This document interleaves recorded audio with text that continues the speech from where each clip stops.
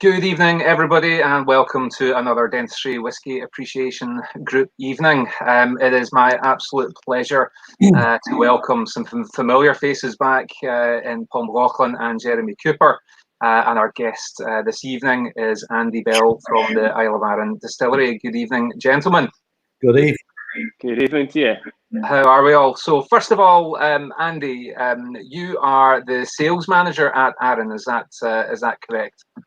That's right. I one of four. There's a few of us. Okay. And do you cover different regions then? How does it work with regards to distribution?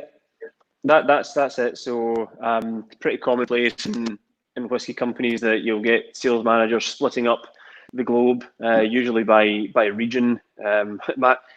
My joke is that I cover all the regions that you could be kidnapped in. So you cover Glasgow then?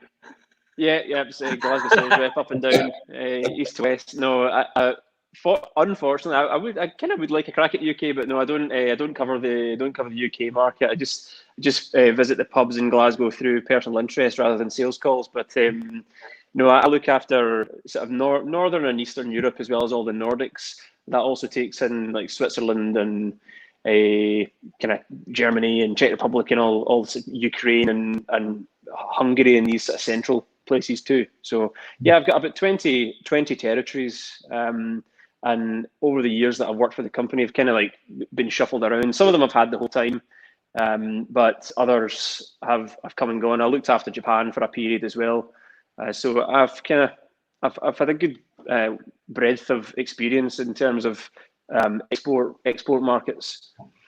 Excellent. And what got you involved in whiskey then, and in particular Arran? Was there a connection or something that drew you?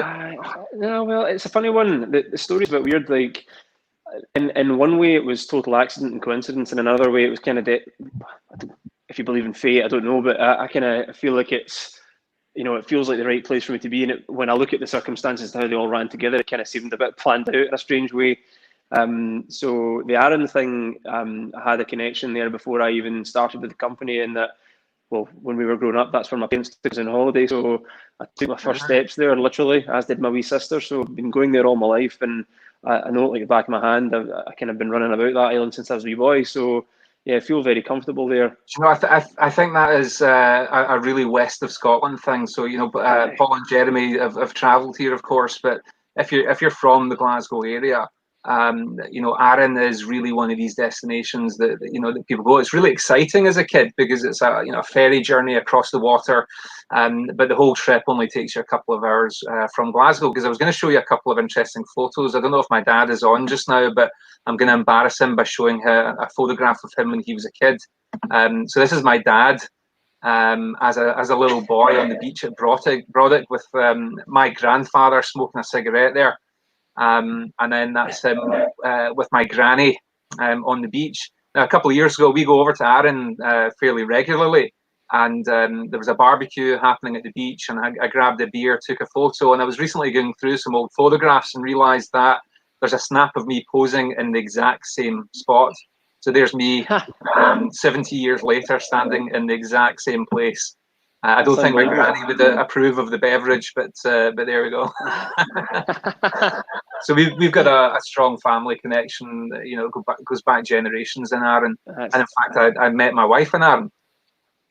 So we met in Whiting Bay in 1994. So I've known my wife just longer than Arran Distillery has been in Lochranza. Wow. Now, Paul, you've got a good connection with Arran as well, don't you? Oh yeah, I was lucky enough to be part of the Arran White Stag tasting panel for second edition. So they managed to smuggle the samples over to Canada, because it's very difficult to get alcohol into Canada from other countries. And I managed to get the tastings done and get it back, but of course, getting a bottle of the second edition White Stag was very difficult.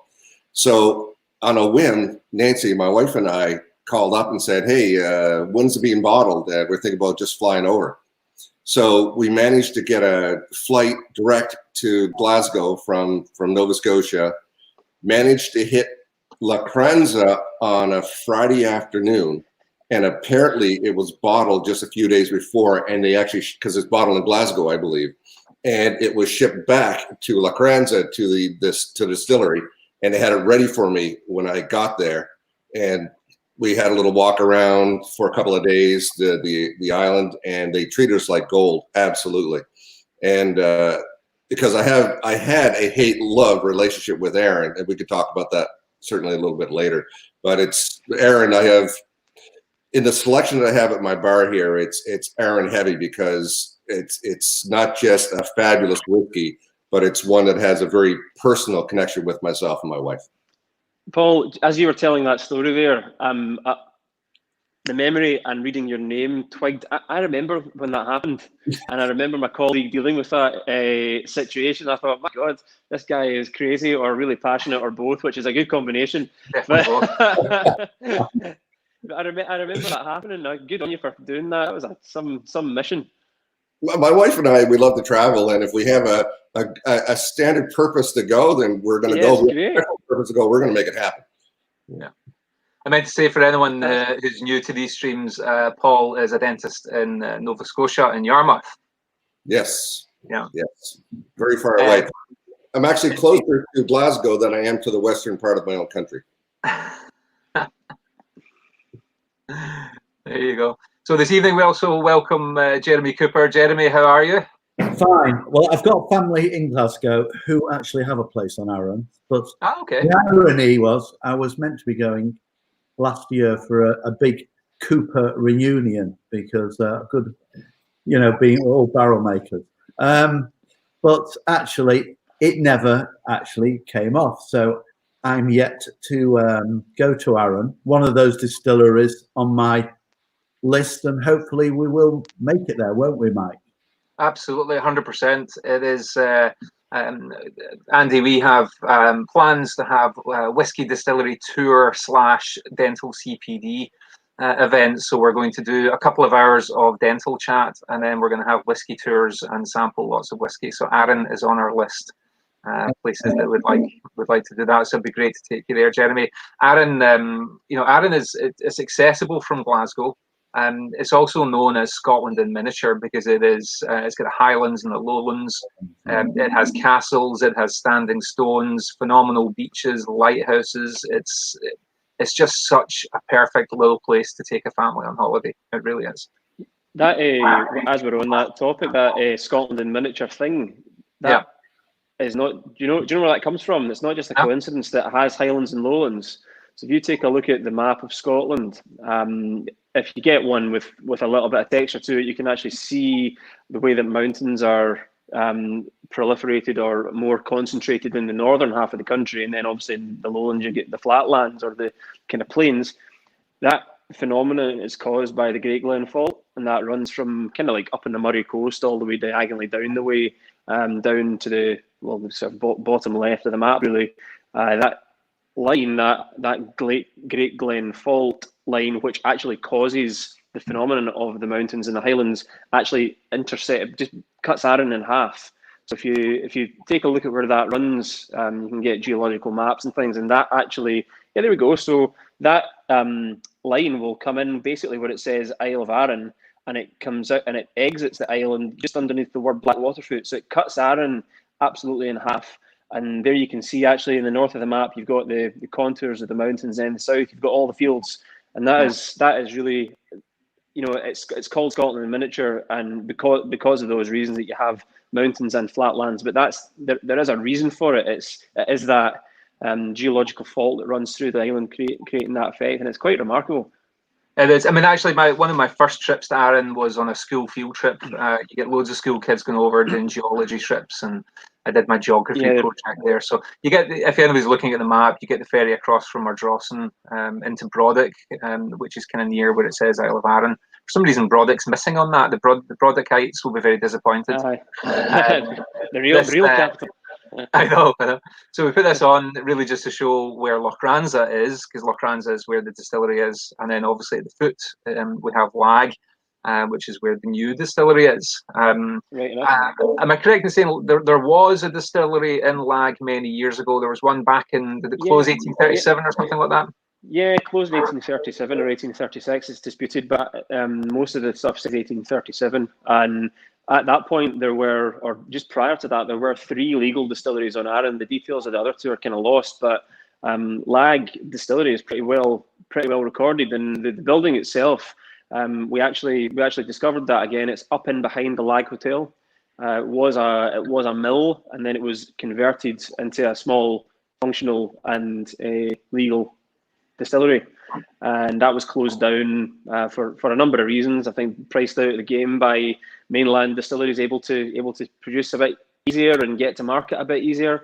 But yeah, there was a distillery at Lag prior, so we're kind of like putting the old one or the new one back on top of the old one, if you like. And in reality, that's absolutely. But in reality, that is where the vast majority of whiskey making on Arran would have happened, because all of the farmable land is in the south, and that's where grain was grown. So yeah, that's most of the distillation in Arran, legal and otherwise, would have happened in the south.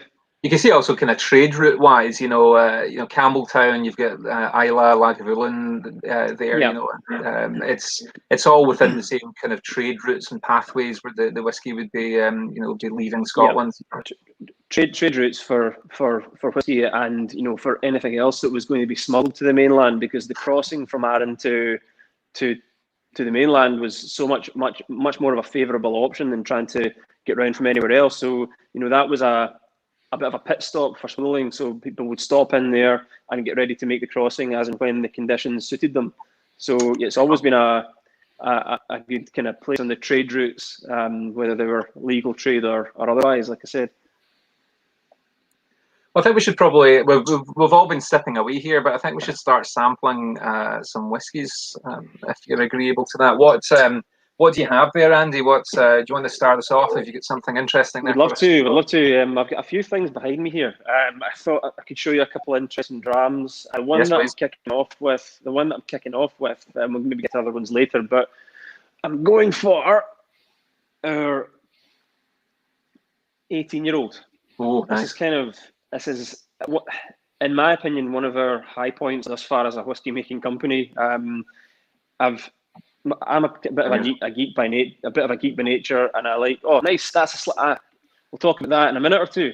A different iteration that Paul's drinking there, but what we have, what I've got is this kind of one of our first core range offerings of an 18-year-old, which is really trying to show, when you look at this color, you're thinking, okay, that's going to be pretty heavily cask influenced. That's true. Now, when we're using kind of active casks like this, in this case, Oloroso sherry casks, and we're trying to marry them with a spirit which has maturity, we have to kind of do it pretty carefully, because if you don't manage these really active casks closely, then you're going to overpower what could be a really nice, elegant old whiskey. And that's kind of what we've tried to do here. So this whiskey has matured in hogsheads the whole time. So way back 18 years ago, the whiskey was filled into hogsheads, but right towards the end, we've given a very short finish and some pretty active sherry casks. And that's just to lift it slightly, to give it a little bit extra punch. And that's just kind of the flavour we're going for, really, with this expression. The 18 that I have is from a few years ago, and I know the new ranges now. I haven't seen them come available at our local bottle shop yet. I think they may have brought in the 10 or the 14. May have seen one. I'm not really sure, but we're typically a year to two behind in Nova Scotia. Even though we have a great selection, it takes a little time for anything to filter down into our bottle shops. Yeah. What do you have there, Jeremy? I can see you inspecting something very closely. Yeah, I wasn't sure I'm going to start with. Oh yeah, that looks like it's unopened. Have you opened this yet? No, I haven't, and that's why I've got some stories about Arran whiskey, which we'll come on to after. He's always got some stories. I have. I've got some stories. I've got a funny feeling, Jeremy, that it might be to do with this gentleman. Well, actually, it might be. Yeah. But we'll come on to that. I'm going to begin with something that is pretty unique because it was recently given to me. I hope customs and excise aren't looking at this. Yeah. It is, yeah. Antivirus. Yeah. Yeah. It was. It was actually so. It remained actually. It was given to me during lockdown and left outside, and I left it for a good 24, 48 hours because you don't know what you're going to catch, do you?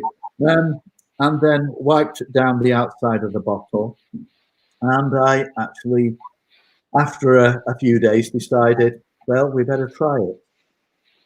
It was given to me by somebody who is from the Ukraine, and it was a kind of a thank you, a present. And I was a little bit apprehensive by the colour of it. I'm thinking, yeah, is this whiskey? It's very pale. You can imagine what I was thinking. It says on the label, Kentucky bourbon. And I must admit, I was a little apprehensive, thinking, is it methanol or is it ethanol or what's inside it? And it's actually quite sweet. I know nothing about it. I can't even say. I wouldn't be surprised by the colour of it. Is there a bit of caramel? Have they put in some caramel? Has it been in a barrel? I couldn't tell you. But smell. You know, they say smells everything. Let's nose it, and it's actually quite creamy, like I suppose a caramel. You know, and it wouldn't surprise me if they've added some caramel because you really can. That's an overpowering smell. And actually, when I taste it,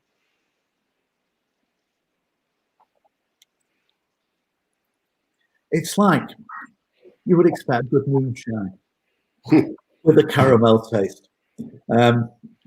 It's different. It's not like any bourbon I would normally have, but it's interesting. A change, I suppose. I'm sure it will kill virus. What do you say? It was 47%. Yeah, it is. It's they said, yeah, it's 47.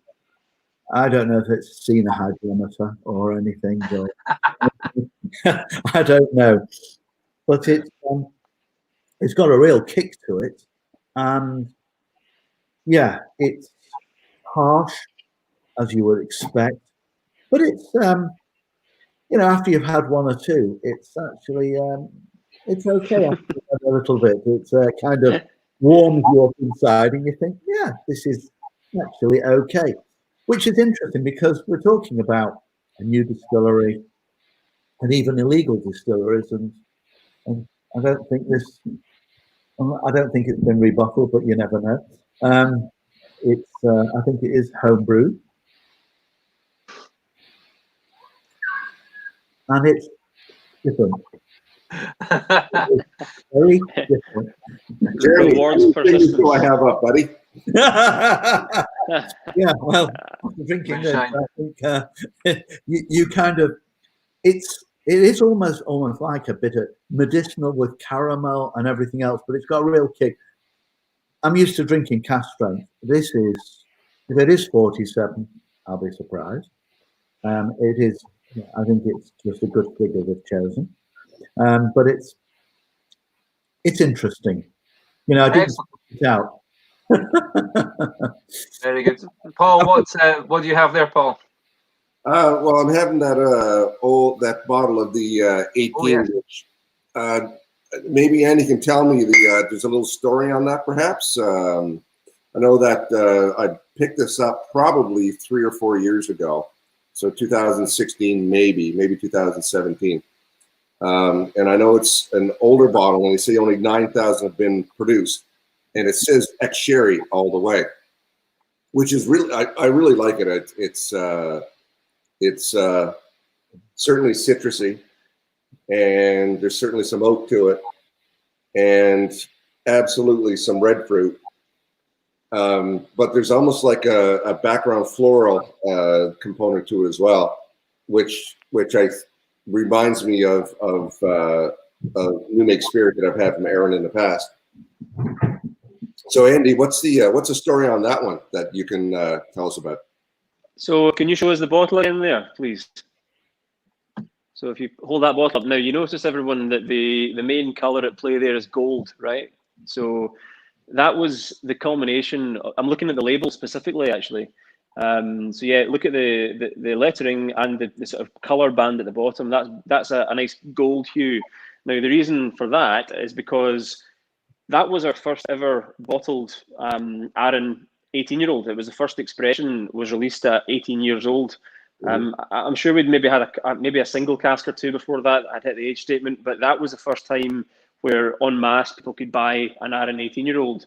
And that was a moment we were kind of building up to. So in my memory serves me, 2013, we brought out the 16-year-old. 2014, we brought out the 17-year-old, and then the following year, we brought out that edition you're drinking there, Paul. So what we did was, it's a little sort of countdown to the big moment. And if you looked at the labels from the 16, 17, you had a bronze, then a silver, and now the one that you're drinking there was the gold edition. So that was really the sort of the culmination of those bottles. And it was to allow us to look at Arran in some unusual age statements in the 16-year-old and the 17-year-old. We hadn't done that before either. So it was to allow us to express the whiskey in those two age statements, but then also to build up to this first release of an 18-year-old Arran, which I have to tell you, at the time was a really big moment. It was a very exciting thing for us. And yeah, it's kind of, there've been a few yardsticks, certainly over the past few years, and every time we hit one, it's a really good feeling. And certainly that 18-year-old was one of them. I remember it well. It's a really good 18-year-old. Well, it's a good whiskey, period. I don't care. You take the age statement off it. It's still a really good whiskey. And you notice I don't have a lot taken off it. I actually opened this up for my 50th birthday because I've been sitting on it for a while. And it was certainly a crowd pleaser for sure. My wife really liked it. It's a shame that I probably won't get another one unless I go duffing around in the bottle shops. But it's really good, and I guarantee you that it would certainly be a liquid to be proud of, and especially with the backstory. Oh, thanks. Now that description you gave was really cool. When you mentioned the floral notes and the citrus that came from it, that was like, if you were to ask somebody to give the perfect Arran tasting notes, those are two notes that we come across all the time ourselves when we're analysing these things for labels and for descriptions and what have you. So to hear somebody picking those out unguided is really a really nice thing to hear. Excellent. Now I'm gonna I've got a 10-year-old here, out of the new branding. I've also got one of the old 10s on the shelf, but it's there for decorative purposes because that bottle is long gone. I don't hold on to very many empties, I have to say. But I did quite like the old Arran colourings and packaging. The new ones are growing on me, I have to say. They're certainly a little more sophisticated, perhaps, the new ones. But I also do like the kind of bold colouring of the old ones. I think I've come dressed as an Arran 14 tonight. That's my.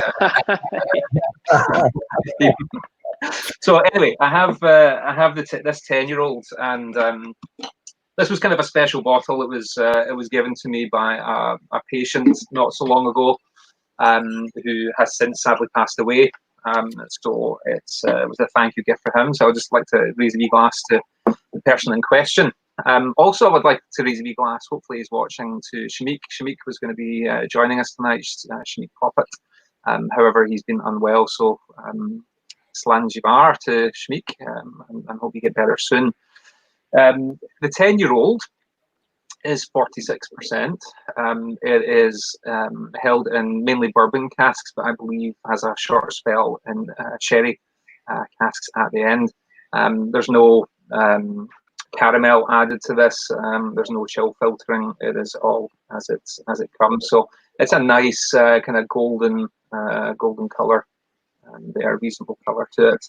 On the nose, this is where I was going to joke and say I'm definitely getting a floral, and just use your example. But I kind of get biscuits and herbs. You can definitely smell the malt coming through, but it's kind of a grassiness to it, I would say. Has anyone else got the 10? Is anyone else sampling it tonight? I've got the old 10. Is the old? Is there any difference? Is it just the packaging between the old and the new? I would imagine it's fairly similar. Can I pick you up on the assembly of that whiskey there, Mike? Actually, the way that we put that one together is slightly different. Okay. It's not a finish that it gets. It's actually a vatting of 10-year-old stock from bourbon casks and from sherry casks. So the two parcels of stock are brought together at 10 years old rather than having a finish. Okay. And there's actually kind of a cool way to spot that. Sometimes when I nose this 18-year-old, let's take this as an example because it is the opposite. When I nose this, I'm the first thing that jumps out the glass is sherry influence, and then like underneath it, I'm quite a visual thinker, so I think of it like the flavors are stacked up. And when I smell this, the top note is sherry, and then underneath it, you get the distillery character of the fruity kind of that's orchard fruit type character. With the 10-year-old, the first thing that you get is that it's a bourbon cask influence. When you smell it on the nose, you find with the 10-year-old it's very vanilla influenced, and then what you find on the palate is you have this sort of drying, slightly spicy, little bit tannic and structured feeling to it. And that for me is more characteristic of a vatting than a finish, because the flavors are woven together. They're not stacked, if you understand where I'm coming from. That's brilliant, Andy. That's a great description, bud. It really is. Cheers, Yeah. Paul. Yeah. The question you asked there about the differential between the two bottlings, the 10-year-old is absolutely our cornerstone of our existence as a company. That's our bread and butter.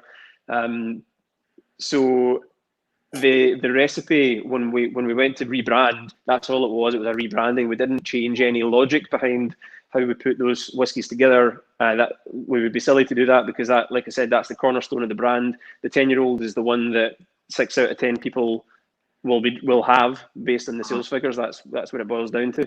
So no, we didn't change any logic or recipe when it came to the rebottling. The reason that you might see a difference in color as you move through editions. So say you went 5 years ago to the 10-year-old and then you looked at the one you've got in your hand there now, there might be a slight difference in color, but that's only because of the cask makeup and how much color those particular casks were imparting.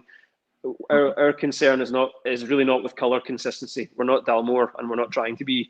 It's about consistency of quality. And I'm not saying that Dalmore isn't of quality. I'm not trying to say that at all. But I'm just using them as an example, whereby for some producers, their sensibilities and their target audience dictates they must look and taste the same. With Arran, as long as we have our qualities consistent, then it doesn't really matter a hell of a lot. The color changes batch to batch. Do you think being obviously an independent, an indie, helps with that regard? You get a little bit more flexibility, perhaps, and things you can experiment with. Absolutely, yeah. There's that experimental thing, and then when it comes down to the consistency of our colouring thing, we're only beholden to ourselves. So if the colour changes, we don't have anybody to answer to. It's just cask influence, full stop. There's no explanation better than that. Mm-hmm. Excellent. Well, with the 10, I'm definitely getting the fruit there. Kind of green apples and oranges. Yeah. So the citrus is there, the kind of maltiness is there as well. Is that the 10 you've got there, Paul? Yep, that's the old bottling of, or the. Have a look at the color. This might be a little bit darker than mine, I believe. Yeah. Let's find out here. Let's put a little more in. It won't go to waste. I'm getting a kind of shortbready. There's a kind of sweetness and maltiness. Yeah.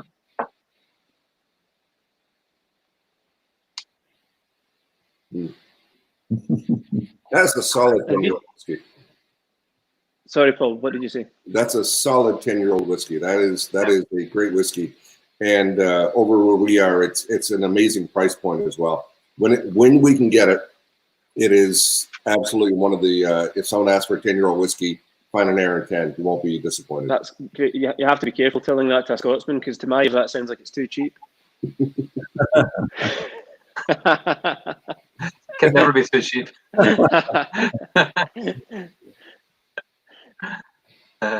Fantastic. Now, Jeremy, you've got, is it one Arran that you've got with you tonight? Yeah, now, we start with the story. I think it's the only whiskey actually was an Arran whiskey where I actually rang up the distillery. This is absolutely true, and I spoke to the distillery manager, and I said, "It's the first whiskey I've ever come across. Something's gone wrong." And it was one of your expressions in a wine cask, an Amarone cask, to be honest. And it does have a place because I've drunk many a bottle of Arran whiskey, cask strength, but this one, there was something very wrong. So much so that I even encouraged my friends to drink it, and eventually I thought, I've got to ring them up. And so I did, and they actually encouraged me to send it back, but you know what it's like, I couldn't be bothered, and I never did. But I don't know what ever went wrong with the Amarone cask, but to me, I think when you have a whiskey that doesn't agree with you, and it just did not taste right. And it does affect you, what you purchase in future. Because Sure. up to then, I'll be honest with you, I've drunk lots of Arran whiskies and I've had some since. But it kind of, I couldn't get over what had gone wrong, because it's very difficult sometimes to, was it the cask or whatever? And I kept tasting it again every few months, and I thought, there's something wrong, or trying it on unsuspecting friends, and they say, "What's that?" kind of thing. Would have been nice. Would have been nice to see it, because something I have seen, which sounds mad, but I have seen bottles corked before. Yeah. Which sounds like a wine thing. I don't think it happens. It happens, but I don't think it was corked. It's from the word go. There's nothing really wrong. It was just had a very strange flavour, which, let's face it, nowadays, it's one of the ways they're increasing the whiskey market is by finishing in Amarone, Marsala wine casks, anything, Chateauneuf du Pape, it's. Do you happen to still have the bottle, Jeremy? Oh, I haven't. It's like anything. It was, you could drink it, but there was just something that I didn't agree. But today, I thought you say you ended up cleaning or something like that. No, I'm sure you know. John. Okay. Now you may be able to tell me about the Bodega. I looking at it, it looks like it's a first fill. Doesn't look like any refill. Can you fill me on that? No problem. Yeah, you're pulling the right one so far. Well, hang on a minute. Let's do it in a bit more of a fun way. Why don't you try and guess by, well, you were already up the right, you were barking up the right tree kind of there. So just continue your train of thought, and let's see what you can glean from your nose and your taste. I was telling them a few years, a couple of years ago, I was at Highland Park, and I have to think, well, a little bit about whiskey, and you think, oh yes, and I got it totally wrong. But then I did say, the guy said to us, "Don't worry, every single person who's ever been on this tour has got it wrong, because they had one cask in. It was a 1968 cask that had gone to 40.1%, and it was cask strength, but it had gone down to 40. We found it at the back of a warehouse, and I was thinking I got it just completely wrong. Thought it, so I'm almost a little bit hesitant to say, but this to me looks like it's first fill. Actually, when you smell, you get that sherry. It's obviously cask strength, so you've got the alcohol, heavy at the in the background. But yeah, you can smell all that fruit, that as you say, that sherry smell. But you've got that hint, and it's terrible because you put into my mind about those like citrus flavors, that lemon,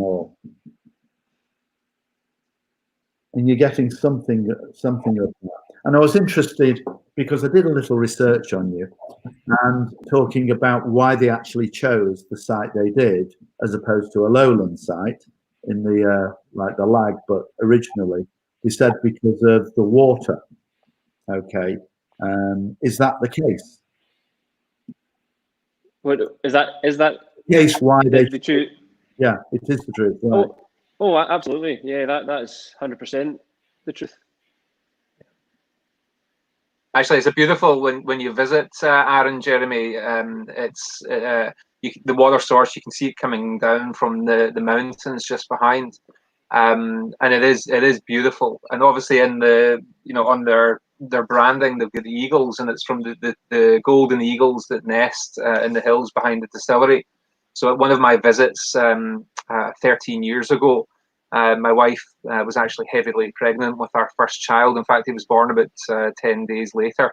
And we did the distillery tour. And just at the little sampling part, they opened the door and you could go and stand outside, sample your whiskey and watch the golden eagles circling above you. But I told my wife, Juliette, stand really close to the bar so they don't see that you're pregnant, and I'll get your sample as well.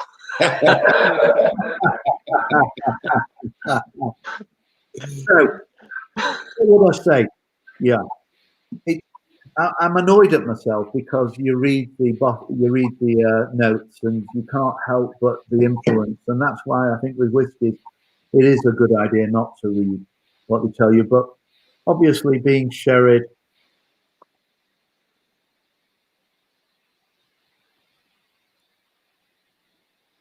you can definitely taste like a chocolate taste. Oh, that really shines through.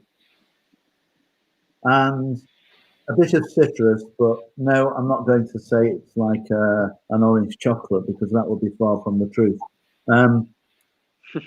But it's like a dark,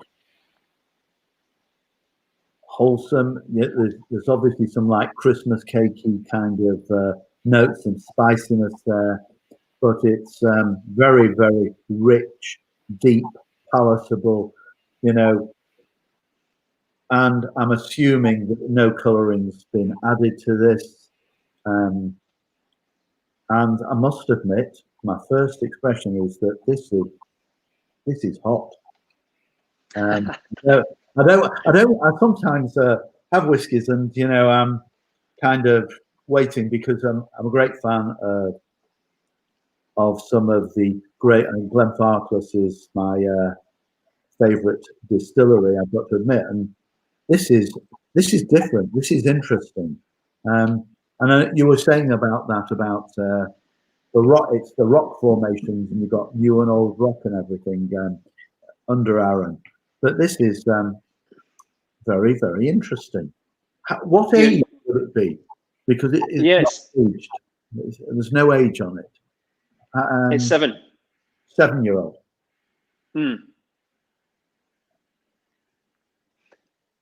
Do they ever take? It's cask strength. I was just interested to ask. Do you ever take any where you put it in at like some of the distilleries? They distill it at 67 odd, and then they put it into a cask and they've diluted it a bit to 63.5. Do you ever put any in at the high cask strengths? No. 63.5 is kind of like an industry, well, more or less an industry standard for a number of reasons, but there are a few reasons why you may choose to fill at higher strength, but it's not something we do. We stick to kind of 63.5 is kind of the way that we kind of stick to. Yeah. So this has gone down to in only 7 years from 67 to 55.8. So that's gone down quite rapidly, hasn't it, in 7 years? Yeah, they can do. It's, you know, these things are not an exact science. If you think about it, really, when you're bottling a cask strength whiskey, the next time you bottle that whiskey, do you think it's going to come out at precisely the same alcohol percentage? So we have a choice to make. We can bottle in batches, and we can bottle at true cask strength every time, or we can nominate something that is a percentage or two away from where that whiskey would be sitting at that age, and that's what's going on here. So we're giving you an impression of cask strength, and if you're bottling a whiskey which is comprised of 80 casks or what have you, however many you're putting into the vatting, if you take an average, that is a good impression of what it would be. Fine, interesting. So any whiskey which is cask strength and is bottled the same over and over again, you have to ask yourself how that happens. It's not an accident that it's the same strength every time. What's I find interesting, palatable. Oh, sorry, go on. Was it? Yeah. What I find interesting, Andy, is the Arran new make spirit is. I don't want to call it delicate. What I would say that it is not meaty, but it is very. The Arran spirit is very, very Arran, I guess. I don't know. When I smell it, when I experience it, I say that's Isle of Arran. There's no doubt about it. But I wouldn't call it a meaty spirit. I wouldn't call it a heavy spirit.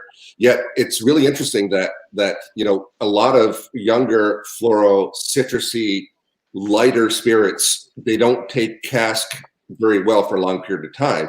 Yet Arran whiskeys really do, for the ones I've had. Like, I got a 22-year-old here, I got a 20-year-old here, the 18.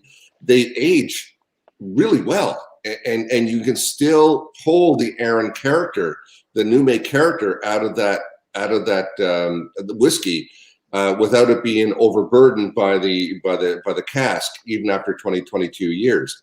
So, you know, would you say that is a character of the spirit being able to pull its own weight, even though you know, it might be a lighter spirit, or is that just a testament to the cask selections that Arran's making?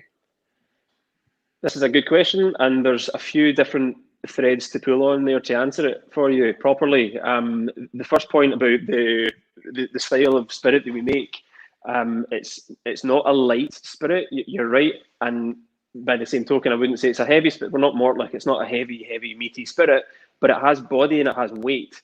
There are, and you know, we could go down any number of rabbit holes here trying to talk about why that might be, fermentation wise or distillation wise or whatever you like, but let's agree on that fact that Arran has a relatively good body and weight to its spirit. Let's use that as the basis for the next phase of the discussion. So yeah, when you see your 22-year-old Arran, remember that the 22-year-old you're seeing now is from the very genesis of our company. So you should also remember that at that time, the fact of the matter is we had hardly any money, so we weren't able to be just quite so selective as we are nowadays with what casks we were filling. And the truth is that back then the wood policy was nowhere near as good as it is now. A wood policy came to our company in 2007, and I'll tell you about that later. But the wood policy then was make the spirit, spend the money on making the spirit, and then fill what we can. And back then, some of the casks we were filling were second fill, third fill, some fourth fill. We didn't actually know the provenance in some cases, where the American oak, the European oak, you know, it's a hogshead, but is it American oak? Is it ex sherry? Is it a remade bourbon barrel to be a hogshead size? We just didn't know. So some of the whiskies we're seeing now at up to 25 years old shortly. Well, the fact is we didn't have a uniformity of quality wood. So when I say quality, I mean highly impactful wood. So sometimes when you're seeing the 22-year-old that you're talking about, and you still get distillery character coming through in bags, maybe it's because the cask wasn't giving much. You know, obviously it takes a spirit with good body and you know, some sort of structure to it to last the test of time. But there's also something to be said for using a slightly less active cask if you're talking about a longer period of time. We are lucky that it doesn't matter whether you taste a 22-year-old as you're discussing or the bodega that Jeff's having. Like, we've still got house style, which is something that's so cool about Arran. These days, there's so much stuff about, and 80% of the whiskey's flavour comes from the wood, right? I don't know how anybody's putting a number on that to begin with, but if that's the case, is that not a bit boring? Can we not have whiskies that have their own DNA, and let's not rely so much on heavy cask characters? So for me, it's so exciting that Arran, regardless of what age it's bottled at, it still tastes like Arran. And I mean, we're talking about the Amarone finish in these cask finished whiskies. We do rely on some pretty impactful casks from time to time, and it's fun, and we're independent, and we're not so old, so we can do that. But something that's so good about the Arran spirit is that it does shine through in the expressions, regardless of being old or young. That's an interesting point you make, because at the Glasgow Whisky Festival I went to just the other side of New Year there at the end of 2019, they had some of the lag new make spirits available, and I managed to make a preview sample of the new make. Now, as we were discussing earlier, as a group of dentists, we actually hold 2 casks on the island. We have a sherry cask at Lochranza, and we also have a cask at Lag as part of the Lag Cask Society. Even got our nice copper metal card to prove it. Beautiful. I keep that in my wallet. It just feels good to have it in there. Yeah. But actually, in sampling the new make, and I've not sampled a lot of new make. Paul's probably had a lot more than I have, but the thing that struck me immediately was I would drink that. I would have that on my shelf, and I would enjoy that. Now, it's still got 10 years to go in a cask, and already it tasted awesome. I wrote some notes down. I don't know if I've shared these with you yet, Paul. When I sampled it, it was quite sweet, floral. There was a really nice level of smokiness to it, so it wasn't punching, but it was there. It wasn't too powerful, but it lingered as well. That peatiness stayed for quite a long time on the palate. And then I wrote the end of my notes where I would drink this already. It's awesome. Imagine how amazing it'll be after 10 years. Nice words. Yeah. So we're looking forward to that. Can I come back up to Andrew now, because I'm going to do my second tasting. All right. The distillers have actually spoken to say whiskey should be how you enjoy it, and it's quite warm tonight. And I've got to admit, particularly with cask, people add water. I like things cold, and I know you'll say, "Oh my God, he's added ice," but it will decrease the evaporation. It's so minimal, I think, for most people's olfactory senses or nose. But I do like things cold, and it'll warm up in your mouth. And they say, and in any case, with a cask strength, certainly to bring out the flavour. So I'm going to be very interested to see how different it is, which is my normal thing, provided you've got a great glass. And so is that the same whiskey then? Is that the Arran Sherry that you've got? Yeah. And just look at the difference in the colour.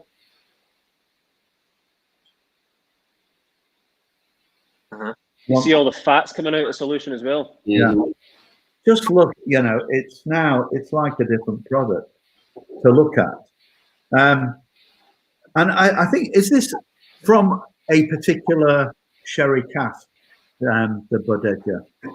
Is it a particular place you get it from? Yeah.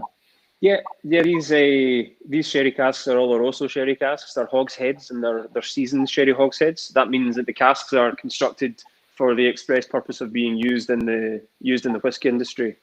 The romance of having a cask that's spent its time making sherry for 80 years or however long, and then comes into the whiskey industry is by and large just that. Romance doesn't really happen, again, for a number of reasons, but what you've got there is seasoned sherry casks, and yeah, it is a specific type. It's Oloroso, so that's all to do with what sort of flavours we foresee in the finished product.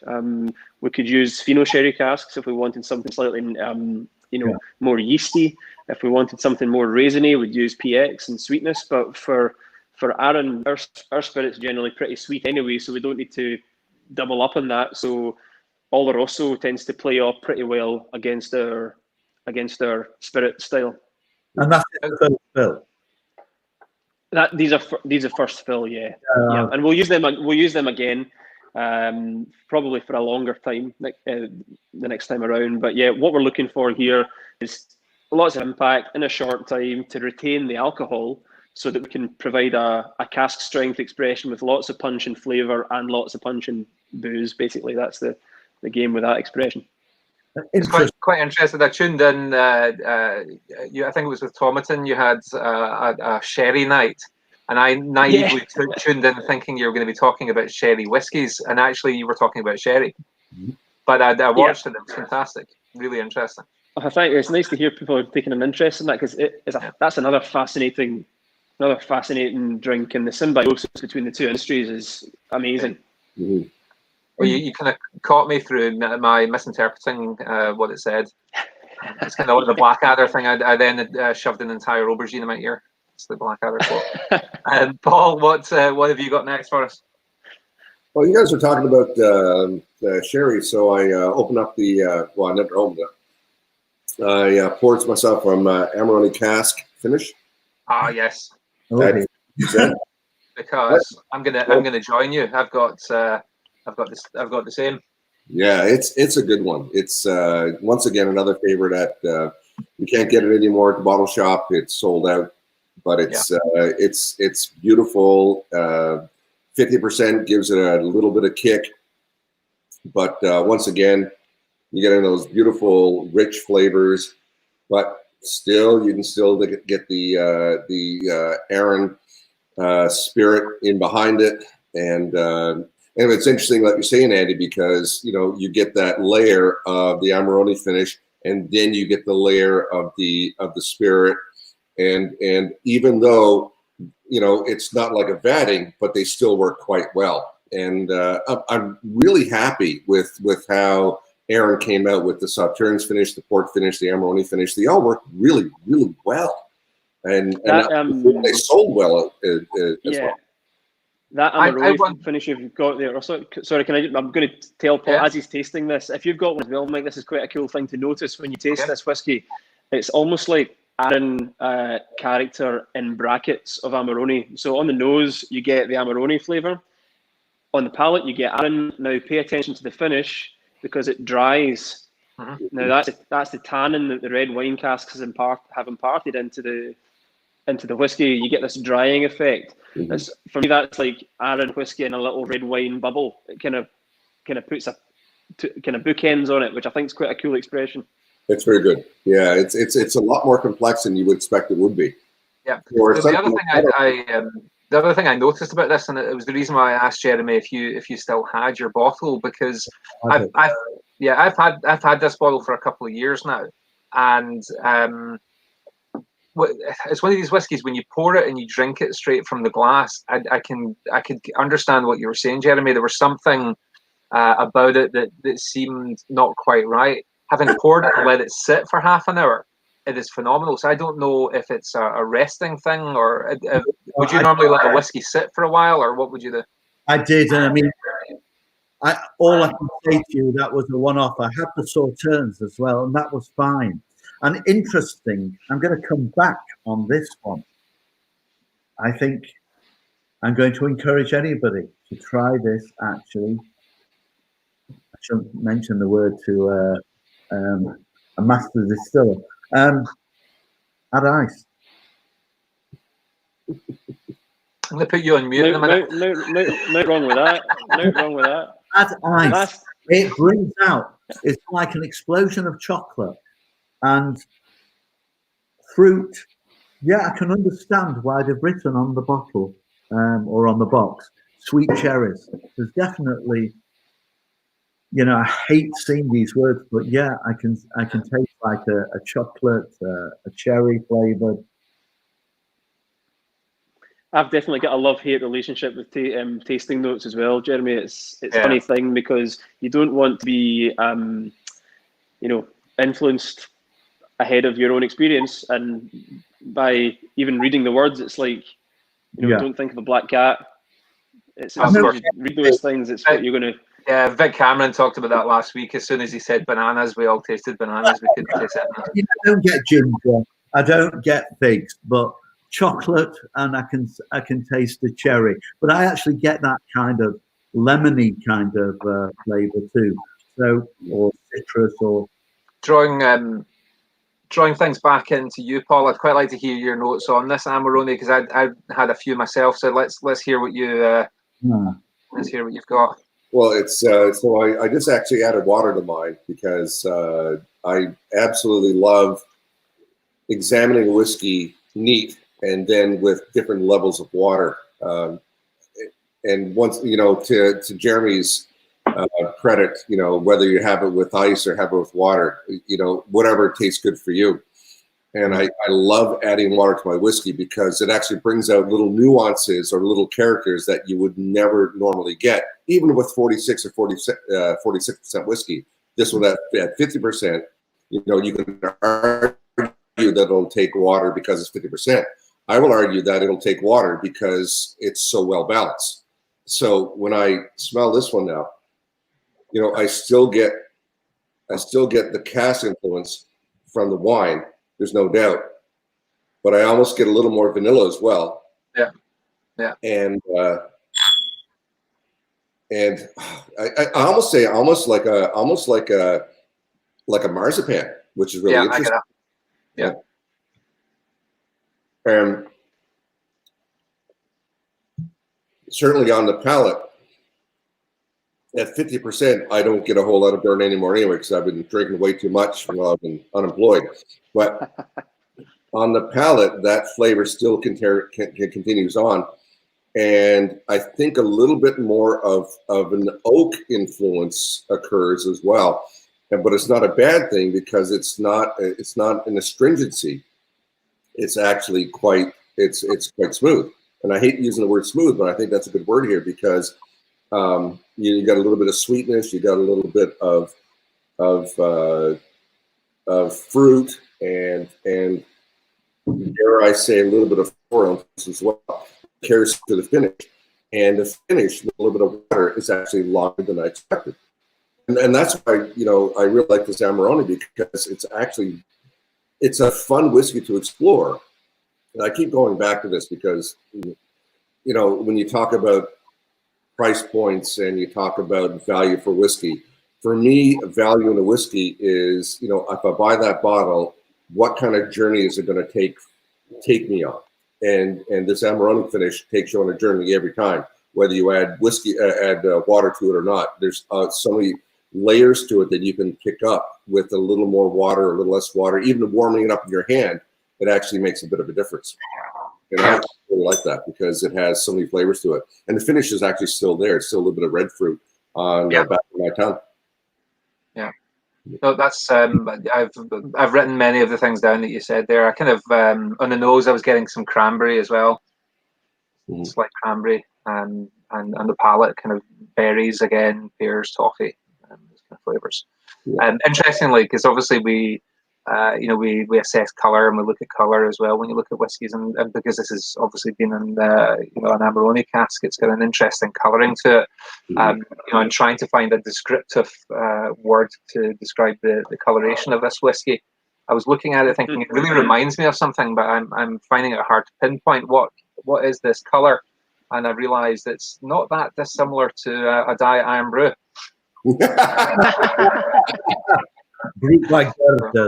I've decided that should be on the whiskey chart. Diet Iron Brew. Diet Iron Brew. I thought they actually made Diet Iron Brew legal, didn't they? Oh no, you can still get it, yeah. But you hide it in a brown bag. There you go.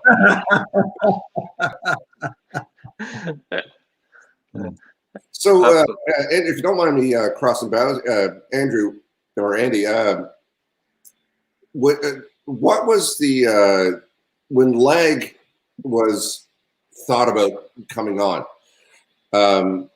How does the lag distillery, reflect on where Arran was going before the distillery was proposed?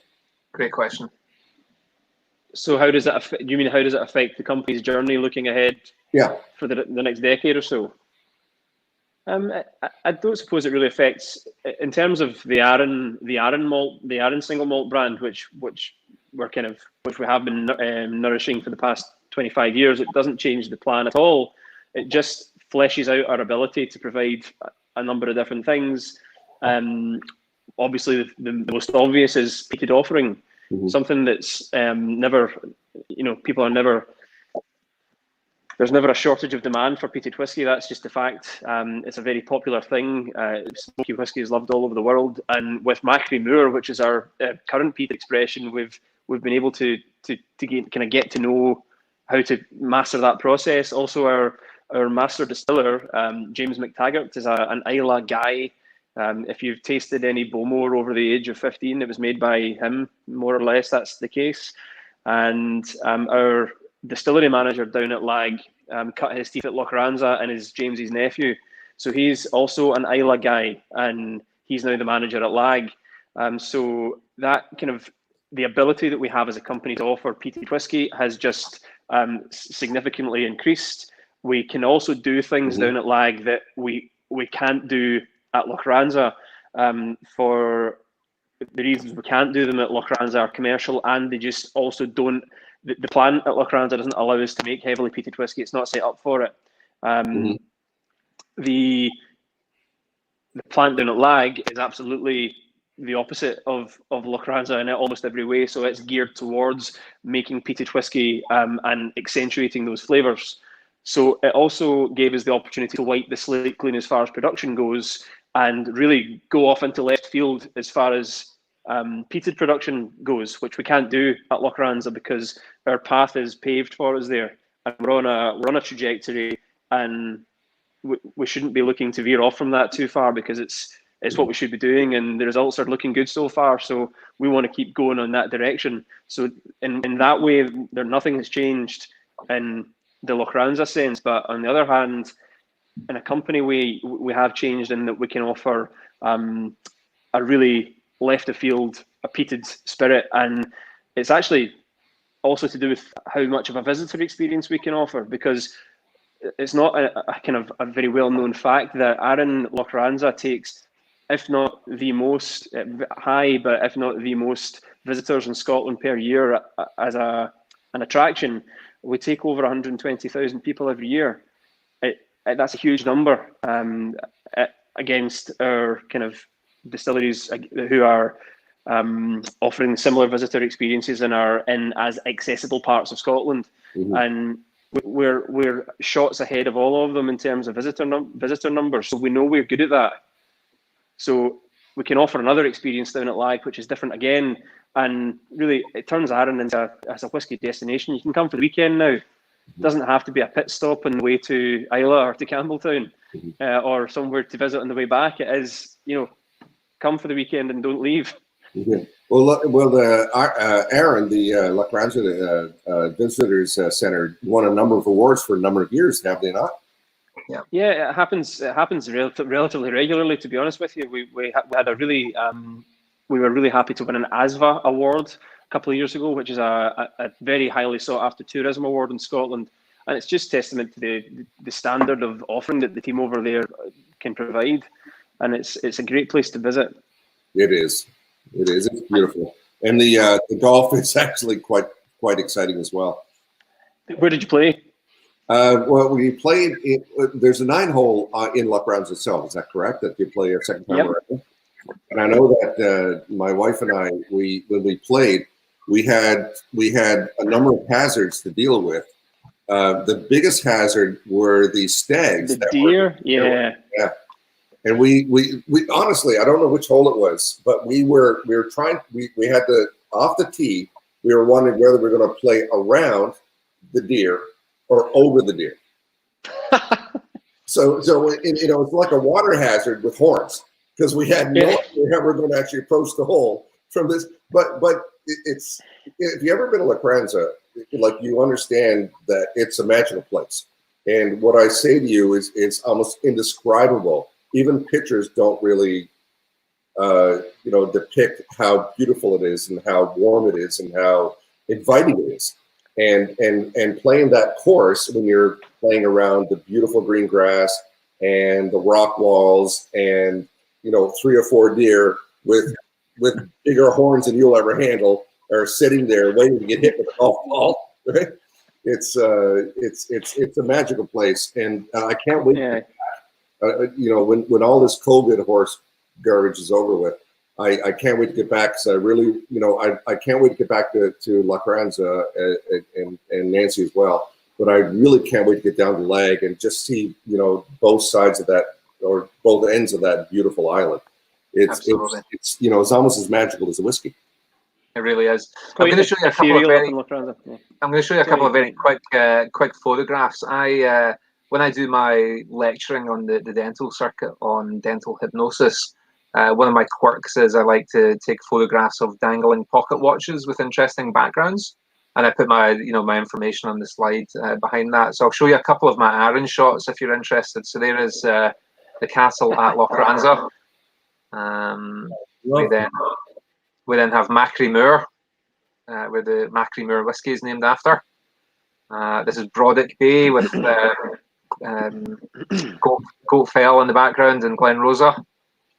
And then that is the Ailsa Craig with Blada in the background from Kildonnan.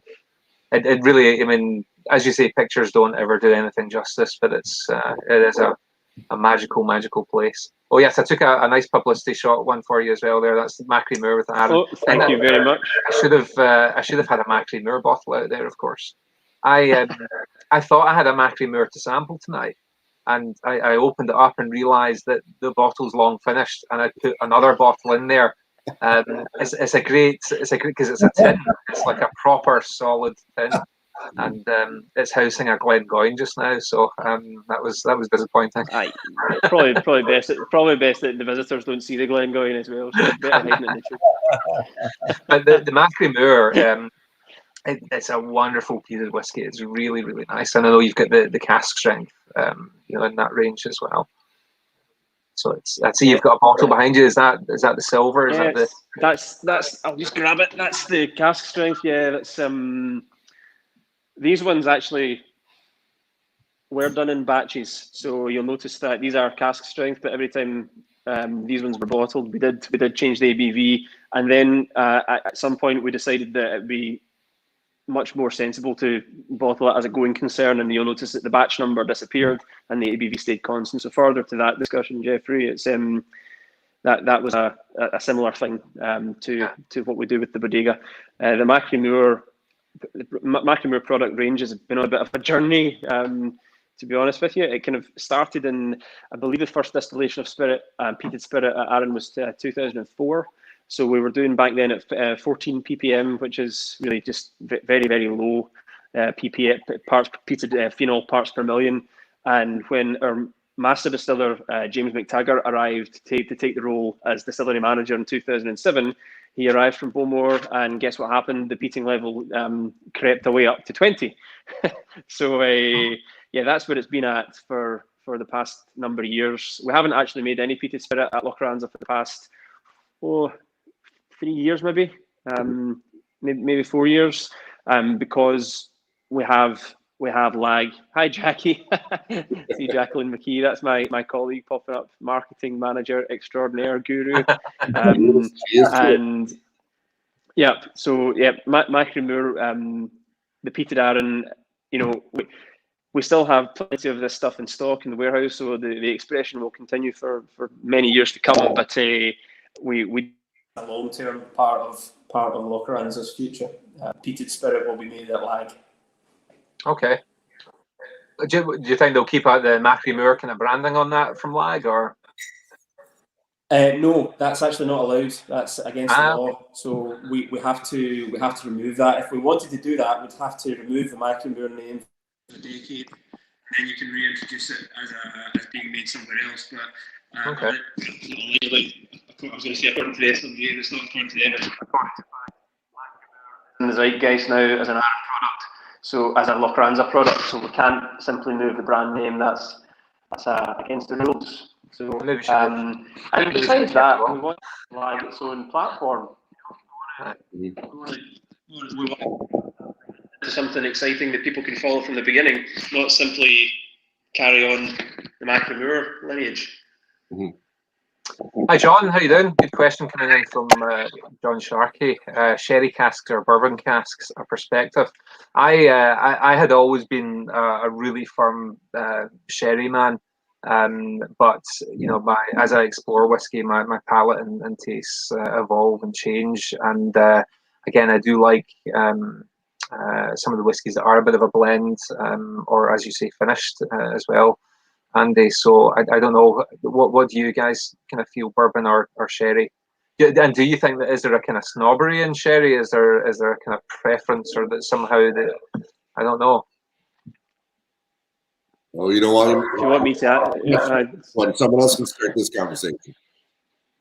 Jeremy, what do you think, Jeremy?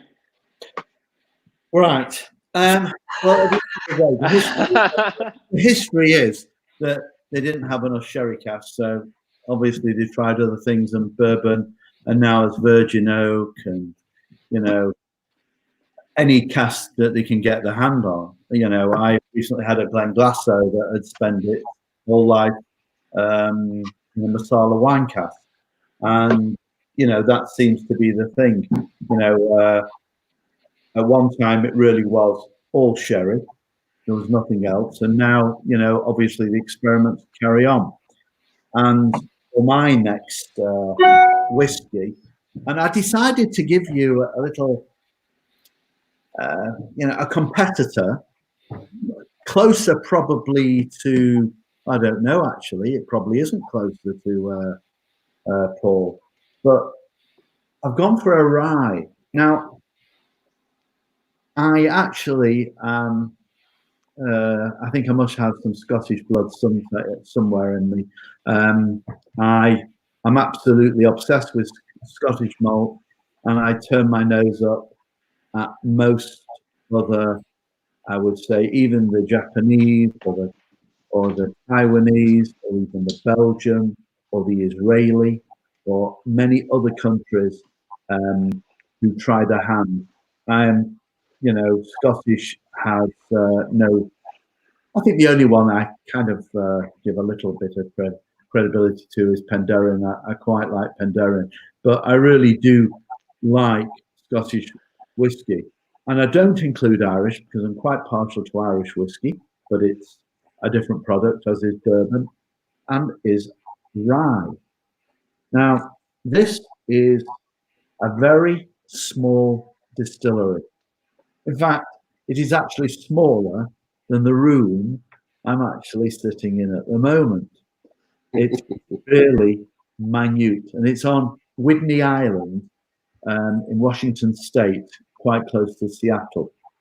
And I found it whilst enjoying a drive around the island and going on the ferry, and I came across Bunker Rye. And I must admit, with rye whiskey, I prefer it to bourbon. It's not as sweet, which is more to my palate. And it's a lovely colour, more bourbon kind of colour, I suppose, that from a barrel. And what's interesting about this particular whiskey, if you want to say a rye, and I really am partial to rye. I've got to admit, you know, I never thought I would say this, that anything other than Scottish, but I actually quite like it because, as I say, it isn't sweet in the same way. And what is almost overpowering about this one, I get a completely different aroma to anything I've really ever smelt in any whiskey, and it's lavender, and it's like lavender, and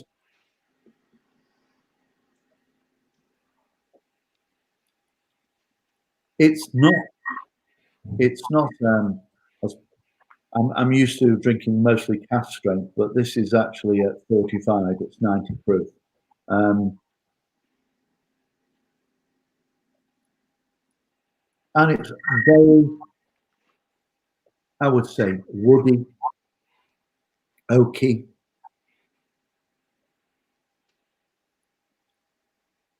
With as I say, that lavender coming through, but very, very palatable.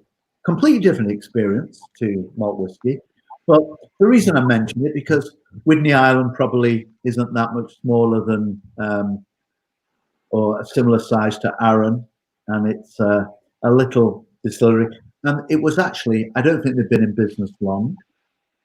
And I find it kind of fun to go to these places and find, little niche distilleries or whatever, doing no doubt what the Arran did when they first opened. A lot of these new boys, they're trying their hand, and very welcoming. As I say, absolutely tiny. I went into the room and it was hilariously small, and it was like some back street like this, kind of, but legal. I should imagine, but I really, it makes you think. They're doing what obviously Arran did a few years ago, and they've got a great product, and even though I suppose you think of them as amateurs, far from it. Very palatable.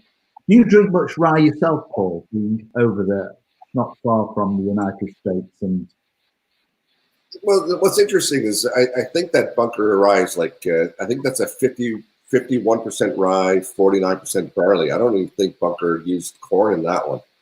Yeah. So you're going to get a really interesting palate where you're going to have the spiciness of the rye, but you're going to have almost like the backbone of what malt whiskey is. But in Canada, we love the word rye, because even when we mostly use corn and wheat, our whiskey is called rye whiskey. So I like rye whiskey. I like the spiciness. I like the eugenol flavor of rye. I like the sweetness that comes out of it sometimes. But yeah, I'll drink anything if it's interesting, really. No, I mean, it was one of those things that I found very much when I was in the United States. And I've got some other ryes. I find they're very palatable. For someone, I find bourbon as a generality, and I've got some fine bourbons. I prefer rye to bourbon. I find just that little less sweet, and it's interesting to try different tastes and to I still, as I say, I've got Swedish, I've got South African, and everything else. But I like whiskies that stand out on their own 2 feet and don't try to copy the Scottish, which I really do think, like the Cavalans of this world, or the Hakushus, or the Hibikis, and I know that people will like these things, and the Yamazakis or the Kamagachis. They're fine, but they're almost trying to impersonate, I think, the Scottish malt. And you pay ridiculous amounts for these Japanese whiskies sometimes. I've yet to actually say, do you know what? That is amazing whiskey from Japan, and I'm sure they exist. I've just not tasted one, and I've tasted a good number. Cool. I'm gonna your ears. I'm going to bring us back onto the island of Arran. So the next one I've got here to share is the Pinot Sherry cask. So this is one that I actually picked up. I can find a photograph here. Actually picked up on the island itself. So I bought this alongside a 14 when I visited the distillery. I meant to share my other photo earlier on. That was the Amarone cask outside the distillery. So this one I picked up on the island. It is a limited edition, so there was only 597 bottles of this. I believe, is this the second, Andy? Is that right? I think there was one that was about 300 odd before this, and then that one was The Fino specifically. Yeah. There may have been one small bottling before that. Yeah, we tend to kind of put the toe in the water with these things, and then it gets larger. The same was true of the quarter cask. Actually, that journey started way back at a festival, I think, in 2013, where we bottled a small parcel of quarter casks for the festival crowd to see how it went down, and hence the bothy and quarter cask was born. But what you're saying there, I believe to be correct, where we did a small bottling, again, a visitor centre kind of exclusive thing, see how quick it goes through, and then repeat the process. So not a cask type that we have in stock anymore.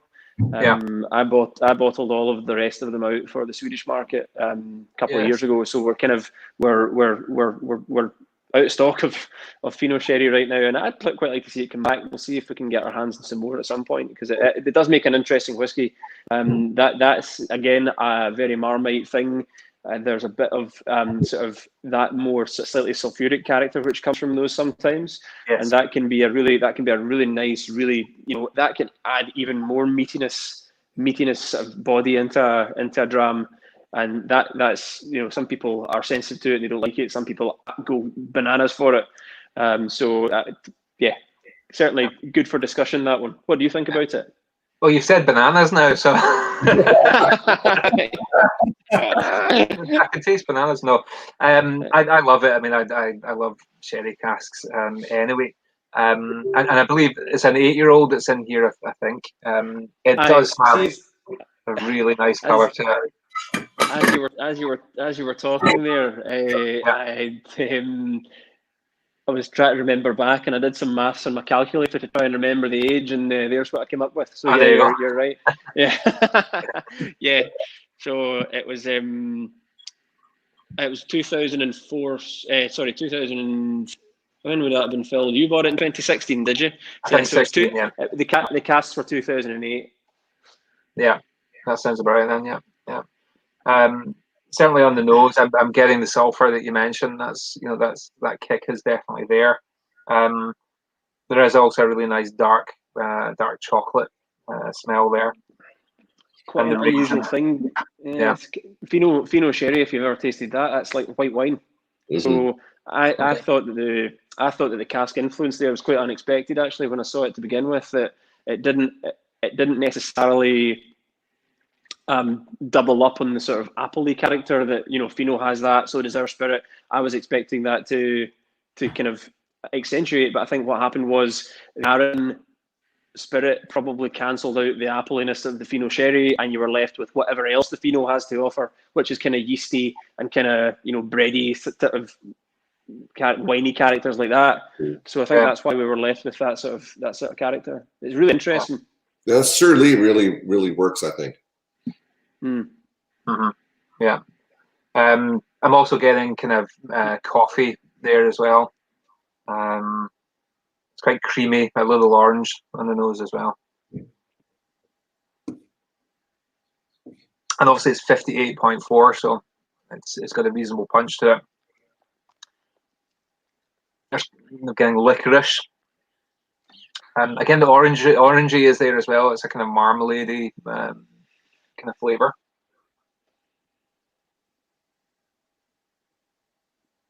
The kind of nuttiness, and again the dark chocolate, is definitely there as well.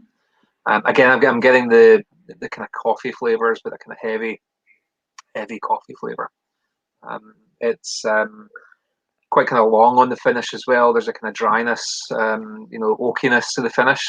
And it's a beautiful whiskey. I'm going to add a little bit of water as well and just see how it does with opening up a little bit. I don't know if anyone else pours straight. I like using a little pipette. I don't know if it's just it takes me back to my chemistry experiments. I don't know. I feel like a scientist. Can't be a drop too little or too much. Yeah, I don't know. I might have a beat on that one. There you go. Okay. Talk us through what's that.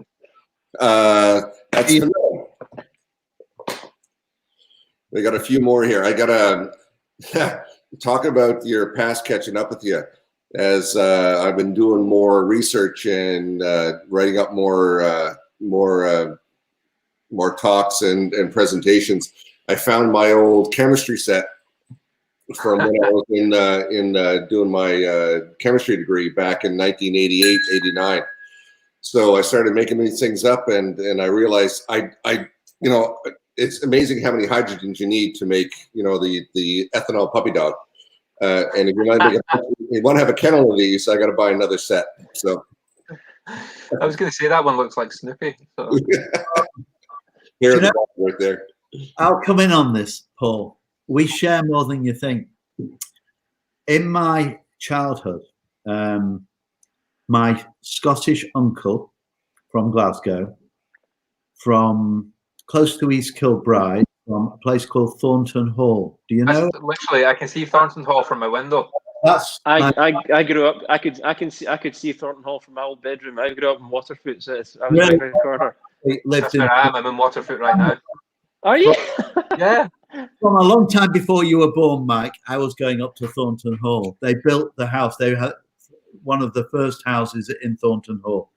Uh-huh.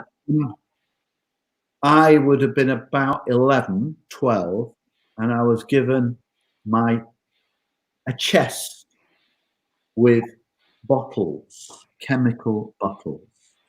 And from that, a friend of mine who's also obsessed with whiskey, I don't know if it's because of our chemistry background, we had a laboratory, age 13 and 14, where we had stuff that you would never, ever get hold of anywhere. We started going to industrial chemists.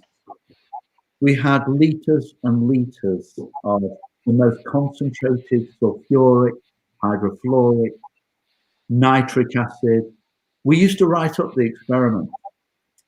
We made trinitrotoluene, TNT. We really did make these things. We had bottles of bromine. I'll never forget the first place was under my house until we had an explosion, and my parents sent us out of there. And I'll never forget, for example, the smell of hydrogen cyanide. It stays with me to this day because it escaped, and it was phenomenal. And my friend and I, we laugh about it now. We had things which we couldn't even open because they would explode. But these, these warehouse guys thought it was hilarious to give these young 12, 13, 14-year-olds, and we're up to age 18. We made literally, we absolutely had explosives, everything we tried. It usually just takes us an hour and a half into these things, and Jeremy said something we had 3/4 of it. You remember this sodium, you put a tiny bit in it, fizz around and wouldn't catch right. Well, I mean, Paul would know this. We had 3/4 of a kilogram of sodium. And in fact, one of the things we did sometimes was actually very irresponsibly, we poured concentrated sulfuric acid into puddles and then put about, 20 grams of sodium into it, and the hydrogen would just come off until it would literally explode like a bomb. It was interesting experiments, but we actually, thank God, never had any major accidents. But it was incredible that kids were sold these things from industrial chemists, and we used to go around, and these guys, they thought, oh yeah, we'll give you them. We would have been about 1973, so they gave them at the 1966 prices in old money. And when Paul, when you say about chemistry, my friend and I, he went on to be a professor in cardio-renal medicine, and may even be listening. I haven't actually spoken to him, but he's don't say his name. He's obsessed with whiskey. Don't incriminate him, Jeremy. Don't incriminate him. Yeah, but it's something in my DNA, and I wonder if it's led to this interest in whiskey. There you go.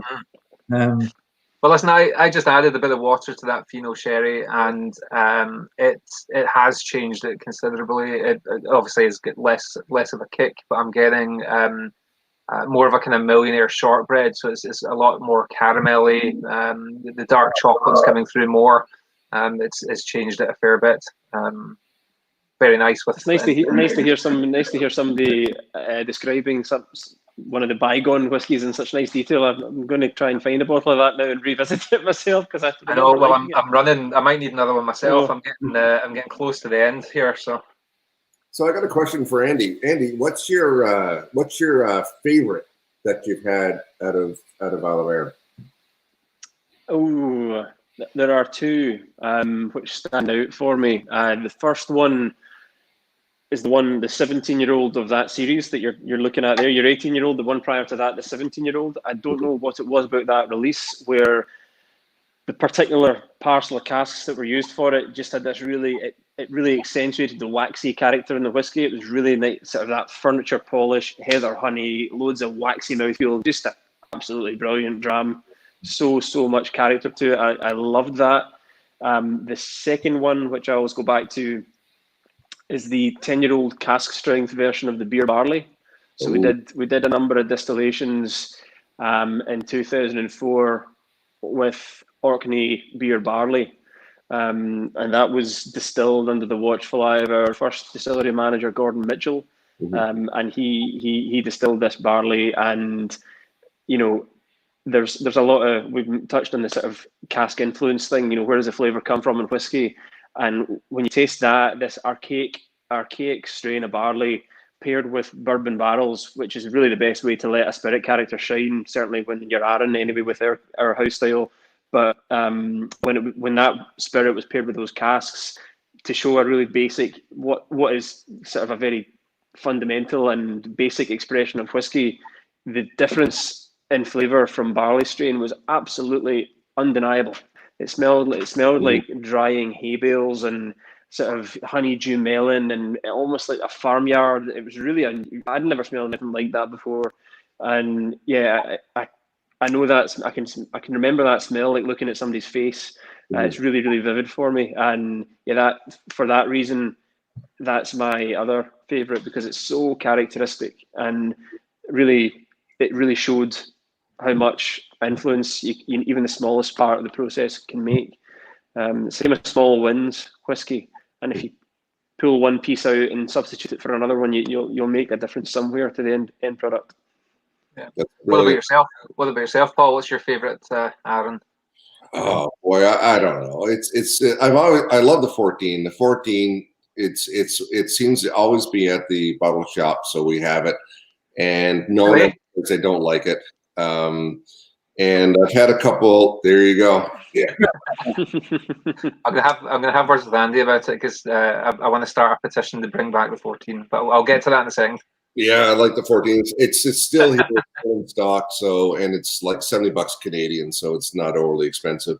The Kensington Wine Market out in Alberta, one of the other provinces, Andrew Ferguson seems to have this beautiful nose for getting single cast expressions out of other distilleries, and he's had some 20-year-olds that have come through that I enjoy as well. Yeah, so the 14, 100%. I really like the La Crance Reserve. I don't know if it's still available or not, but that was here for a little while. And, for a non-age statement, I think that was pretty good whiskey. I really like that one. That now goes by the name of Barrel Reserve these days. So when the rebrand came in, so when we switched to the new shape, we decided we would take the opportunity to rename that, because quite frankly, not a hell of a lot of people know what La Crance is. And when you're operating in that price range with that whiskey, you need the consumer to have as much information as possible on first sight to allow them to make the choice. And we felt that La Crance Reserve, whilst it was named very honestly in the first instance, we were trying to say that this is our house style, so let's name it after our home village. That's logical, right? But it wasn't reaching the right consumers or the right number of consumers, because we knew it was a really, really good entry-level whiskey, as you're saying, for the price point. It's ideal. So we took the decision to rename it. So it's now called the Barrel Reserve, and it's first fill bourbon. It's really straight down the line, really fresh, grassy, lemon balm, sort of lemon meringue pie, you know, green apples, really fresh, summery whiskey. It's a great wee dram. No, it is really good. I really enjoy it quite a bit. And if you empty the neck and let it sit for a little bit, it actually develops a little bit of complexity, a little more complexity, I think, than you'd expect out of such a value priced dram. Yeah, I mean, just let it oxidize slightly. That's something that's quite a good technique sometimes. Yeah. Quite interesting to keep an eye on bottles as they start to you know, decrease in volume as you go through them, and they change. They definitely change. Mm-hmm. Have you got the 14 there, Paul? I sure do. You're going to make me pour it, aren't you? I'm going to make you pour it. I think it looks like you've got more than I have left of it though, and it's I've tried to I can't find it under 100 quid now. No, yeah, so it's becoming a bit of a that's all I've got. Oh, so I think it was you. Know that I can actually get this whiskey in Canada easier than you can get it in the UK. I think so, and it was you that put me onto this one as well, because I can remember I was going to the distillery and I said to you, what should I buy? And you said, go for the 14. Yeah, it's 14 is a solid dram. It really is. And yeah, you can still actually get it at one of our bottle shops at the time being. So that was I don't know if this is part of the conversation today, Andy, but so when we talk about different markets, so we know that you have a certain market. There's other markets for Canada. How does the distillery, or how does the company decide where it's going to put its product? So I'd like to have more Aaron out here. Usually when I bring Aaron out at a Kensington wine market, a couple very seldom will they come to the bottle shop, or I got to bring it home. How does that get dispersed? You broke up there, Paul, at the vital moment there. Could you repeat that? I'm sorry. So in how does the distillery, or how does the company decide how to disperse its products? Okay, so what products land in what country? Yeah. Yeah, so there are a number of factors at play, but if we're talking about the sort of the main markets, it's quite a wide question, to be honest with you. Certainly with Canada, there are some areas where you have import restrictions, and we have to make a decision as to what products our effort should be behind, and where our targets are at any one point as to what we want to do with the brand. So in Canada, let's take that as an example. Tell me, I mean, as far as I don't look after Canada, but I know reasonably well what goes there. I think 10-year-old, 14-year-old, and you have the finishes as well. Is that right? Yeah, up to last year, 2 years ago, yes. Yeah, so that's pretty much par for the course at Arran range. We know that the consumers in Canada are more than capable of appreciating a wide range of products, and that let's not beat around the bush. That's not the case in every world market. So by and large, where Canada is concerned, we drive as much as of our assortment that way as is practical. So that's why you still see some single casks and these things filtering in, because we do have the audience there who will appreciate it, and these things all underpin the wellness of the brand in that territory. So that informs the decision where that market is concerned. Let's take another highly educated market, Germany, for instance. That is one of mine, and I know it really well. And what the Germans appreciate is lots of choice, because, well, that's what they're given by everyone. So you have to come to the table in that regard. Right. So they appreciate lots of choice. They appreciate high specification whiskey, and something that's good story behind it. So we offer that market as wide a selection as possible, because we know that it's not. I don't want to say it's not going to waste in that. And what I mean is that there is a place for every Arran expression within that market. Sometimes there just isn't room for it. Sometimes the market's not far enough developed. Occasionally we open a new market, and the simple fact is that we don't have bags and bags and bags of highly aged stock available. So we have to be very selective about where we put that, to make sure that it reaches the right consumers and it helps broaden the platform for Arran as a whole. So occasionally we open a new market with the 10-year-old the barrel reserve, maybe the quarter cask and the sherry cask. That's more than enough for a new territory to get a handle on what Arran's all about, and then we build the presence from there. So, I mean, we want as many people as possible to experience as much of our whiskey as possible, but we just have to, we have to understand where there are restrictions, where we have monopolies and things to deal with. That's tough, and we have to try to work with that best we can. But we also need to be aware of markets that have a thirst for it and make sure we push the product there where it's being most widely accessed. Yeah, there's always this fine line between taking advantage of established markets because it is a business, versus getting into the emerging markets to create future business. Yeah, sure. I mean, there are one or two markets in the Far East where, if they would take our year's production of the bodega, the sherry cask in one order. If we wanted them to do that, they would. But the thing is, we want to spread that love around a bit. And while that would be great, brilliant sale and everything, like you said there, we need to nurture the future of the business and of the brand and make sure that people are aware of us going forward, and that the product's proliferated in the best way, and looking at a longer term strategy. Interesting stuff. Well, certainly, just to round off that discussion about the 14, I'm going to finish off this last little bit that I've been enjoying. And Andy, it is beautiful. It's a toffee apple, pears. It's just beautiful. So I don't know if there's plans to bring back the 14, but I know obviously when a lot of companies change recipes and change what's available on the market, it's not necessarily a bad thing if people start saying we want the old thing back, because it's a good marketing ploy. So I'm quite happy to.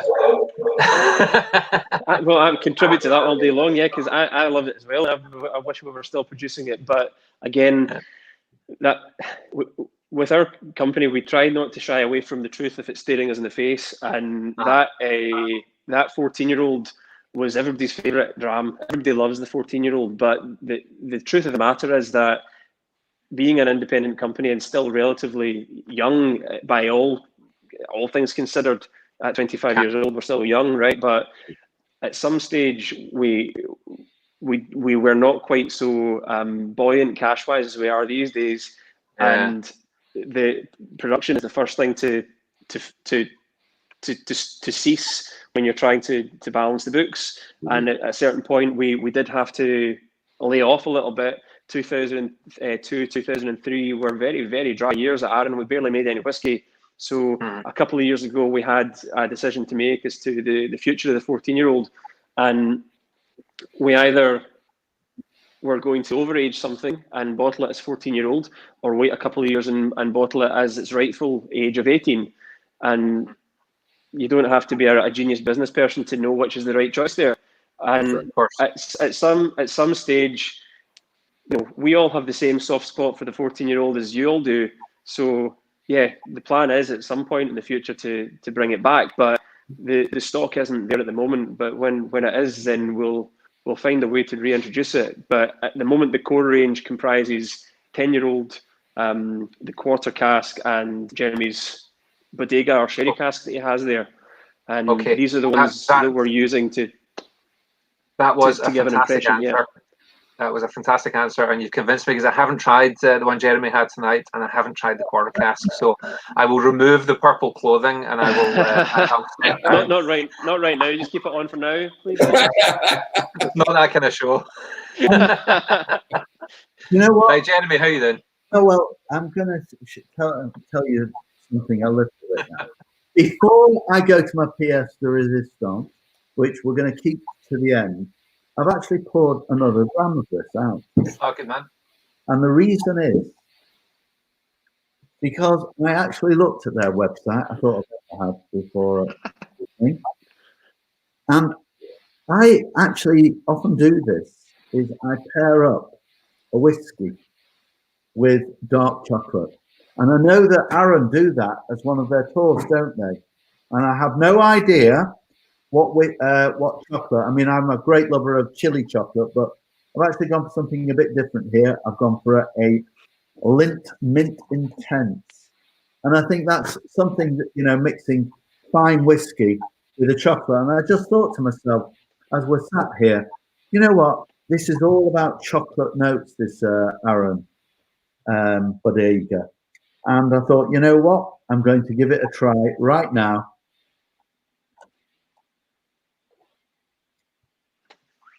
With the chocolate, and then taste the whiskey.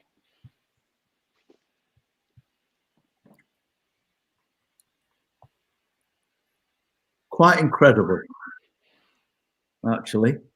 I have to tell you, you're all going to be going out buying a bottle of this and some Lindt Mint Intense chocolate, because wow.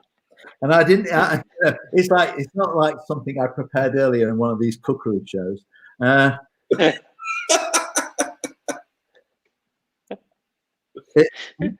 absolutely incredible.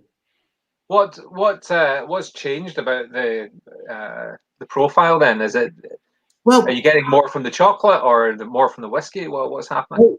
I mean, it's like and I know that I'd be very interested to know what chocolates you actually use on your tour, where you Arran. But I think with Lindt, and I'm not pushing them as a brand, but they make fine chocolate, and they You've said it quite a few times now. I'm just wondering if there's a brown envelope. I'm ringing them up tomorrow. No, a suitcase full of Lindt.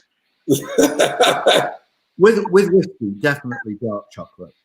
It without any doubt, milk doesn't do, and I prefer probably as a generality milk chocolate, but it certainly with whiskey it lends itself to dark chocolate. But it's like you get two very strong flavors, and it like produces something different. And you suddenly release things both in the whiskey and the chocolate, and you think, wow, it's like the intensity, the mint goes like soaring through the roof when you put this bodega in. But also the chocolate flavor intensifies, which is already there in this whiskey. And so when you actually put that with that, it like that's what you taste. You taste the chocolate more than the notes, the citrus notes. Do you happen to know, Andy, what is it that's used during the tour? Yeah. We've got an amazing chocolatier on Arran called James of Arran down in Brodick. Yeah. To the team there, they make some amazing things, and we use a selection of those. And I believe there's some sort of liaison between the team at the distillery and the chocolate shop to mix and match the flavours so they complement one another. Is that chocolate shop just opposite the old co-op? Yep. It's down in the. I was going to say on the left as you go through Brodick, because the C's on the right. But, exactly, not much on the right. Yeah, yeah. It's just opposite the old co-op, or right next to the old bank. Exactly. Yeah. No, I've been in there, so that's interesting. So, I mean, do you pair much else within? Because obviously there's some great products on the island itself. There's the kind of Arran beer and things like that. Has there ever been any temptation to work with them and do anything there? I mean, the half and a half is a definite classic combination. We have done that kind of thing at the festival in the past. Of course. So yeah, I mean, we could be doing it until the end of time, because there's so much good produce on Arran. Our brand ambassador at the moment, Mariella, she's doing a lot of tastings involving the Arran cheese. So she's an Italian, and she has some sort of divine gift when it comes to flavors, and she's managed to pair some of the Arran cheeses with our whiskies, and it just is amazing. So yeah, we do definitely advocate that. Anywhere you can shoehorn whiskey into a situation is a good thing. The cheese shop and factory is amazing as well. It's a great little tour, and it's a fascinating place to visit. It really is. Have you been there, Paul? Yeah. Yeah, I love it. Yeah, absolutely. 100%. Get over here, so whenever I get over there, we try to get as much as we can. Absolutely. I've got another whiskey here that I try not to bring down the painting in the background. Be interesting to hear a little bit about what you've got to say about this, Andy. This is the Robert Burns single malt. So I believe you guys have got a connection with. Is it the Robert Burns Society, or who is it? It's the World Burns Federation. That's they're the words.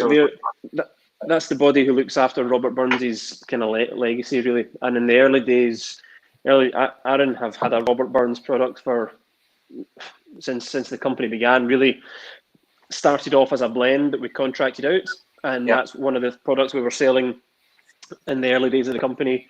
And we still have the Robert Burns products at the moment, as you see. And the actual fact is that Arran Distillers are the only company in the world who are licensed to use Robert Burns' name and face and signature on a bottle of whiskey. So you may see other people occasionally cheekily using his image, but you'll never find his signature anywhere else. And if you do, it's against the rules, because that's our privilege to use that. And the reason that is the case is there's a long-standing relationship there, and we contribute to them, and they contribute to us. So if you think about it, there's actually a kind of geographical thing going on too there, because where Robert Burns would roam about as he did in his day, right across the water from Arran, and anywhere there was women and whiskey, yep. And, well, what people don't sometimes a lot of people do know, but what sometimes people don't realise about Burns is that he was an excise man as well as being a poet. He was a gauger. So the amount of illegal spirit coming off the Isle of Arran back in the 1700s would have given any government a scare. And to that end, there were two boats going up and down the Firth of Clyde like this between Arran and the mainland, 24/7 almost, all but in the most ferocious weather, to stop the smugglers getting across. Now, given the popularity of that illicit Arran whiskey in different parts of the country at that time, if you just go into Google when you've got a spare 5 minutes and type in Arran water and whiskey, and you'll turn up lots of results from the 1700s about illicit Arran whiskey, which was known at the time as Arran water. So we know for absolute certain that Robert Burns coexisted with illicit wares from Arran. And if you know a thing or two about Burns, you'll realise quickly that it's pretty unlikely that he didn't come into contact with any of that. So it's a bit of a, I don't know if it's a bit of a tongue-in-cheek tribute to his ineptitude as a taxman, or whether it's just liquid poetry. I don't know, but there's a bit of tongue-in-cheek humour there too. This and that was me just opening the bottle there tonight. So that's my first taste of it, and that is a really nice whiskey. That is very, very pleasant. What obviously it's non-age statement. Do you know what kind of range of whiskies are in there? Yeah, that's what we would call a multi-vintage expression. It's let's veer away from that sort of terminology, but what it actually means is that we've taken different ages and vatted them together. That's not just a 3-year-old whiskey that's in there. No. It's between the whiskey in there is as young as 5 and as old as 8, and it's brought together. And once it's brought together, it has a very short sherry finish, but only very short. Yeah. So it gives it a little bit of extra spice there. So the kind of cinnamon, exactly. So that sister product there would be the Lochranza Reserve or the Barrel Reserve. They're kind of a similar age, albeit the Barrel Reserve is slightly older. That's an 8-year-old. But the Burns Malt and the Barrel Reserve are kind of like, if you're talking about flavour styles, they're kind of around the same ballpark. Where the Barrel Reserve is all about American oak and really vanilla and lots of coconut and those sorts of flavours. We've got a little bit more spice going on with the Barrel Reserve. Might stand up to a bit of haggis a bit better. Okay. Yeah. There is, and forgive me saying, there definitely is a bit of banana in there as well. Yeah, banana skins. Okay. I'm impressed with that. That is very, very nice. Very nice. That's good. I actually bought it for a reason. I'm as you know, I've got an interest in hypnosis, and the guy who actually discovered hypnosis was a doctor, a Scottish doctor called James Braid, and Braid worked around the country. Ended up in Manchester actually, which is where Jeremy is a dentist. it was in Manchester where he discovered hypnosis watching a mesmerism show. But actually, before he made it to Manchester, he was in Dumfries and he worked for a doctor called William Maxwell. And William Maxwell was good friends with Burns back in the day, to the degree that Burns actually named his last son Maxwell Burns after this doctor, who the discoverer of hypnosis, wanted to work for that guy. So there's connections that come round and weird little coincidences that happen. You know, there's connections everywhere. You mentioned Dumfries. Until the age of, I don't know, it must have been about 14, I used to go to Scotland many years to a place where another great Scottish poet and writer, a guy called Thomas Carlyle. Yes. Yeah, in Ecclefechan, because we used to have a holiday home close to Ecclefechan and Kettlehome in that area, and go up every year. So there, you know, there's a connection there, and I'm impressed, you know, by the you know, the little nuances here, you know, the crossover here. But my last whiskey I'm going to introduce, and this is one that even Paul may not know, and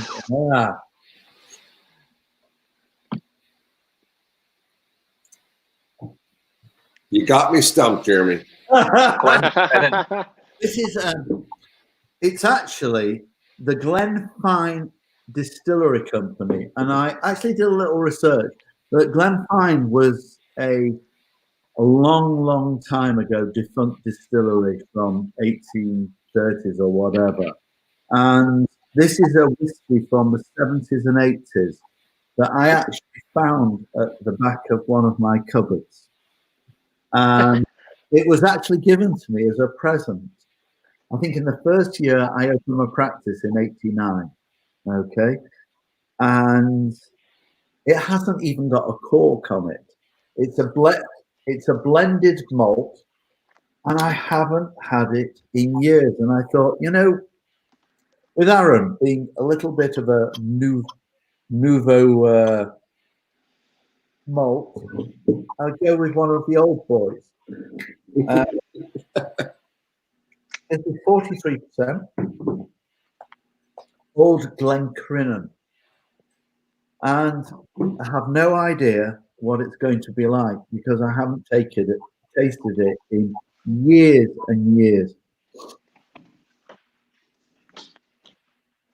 I must say, the aroma, you know, you might say, "Oh gosh, that sounds awful." Straw. Oaky, straw. I assume that it's a blended malt. It says malt whiskey, so I'm assuming it's a blended malt from the Glenfine. Long time they've been defunct.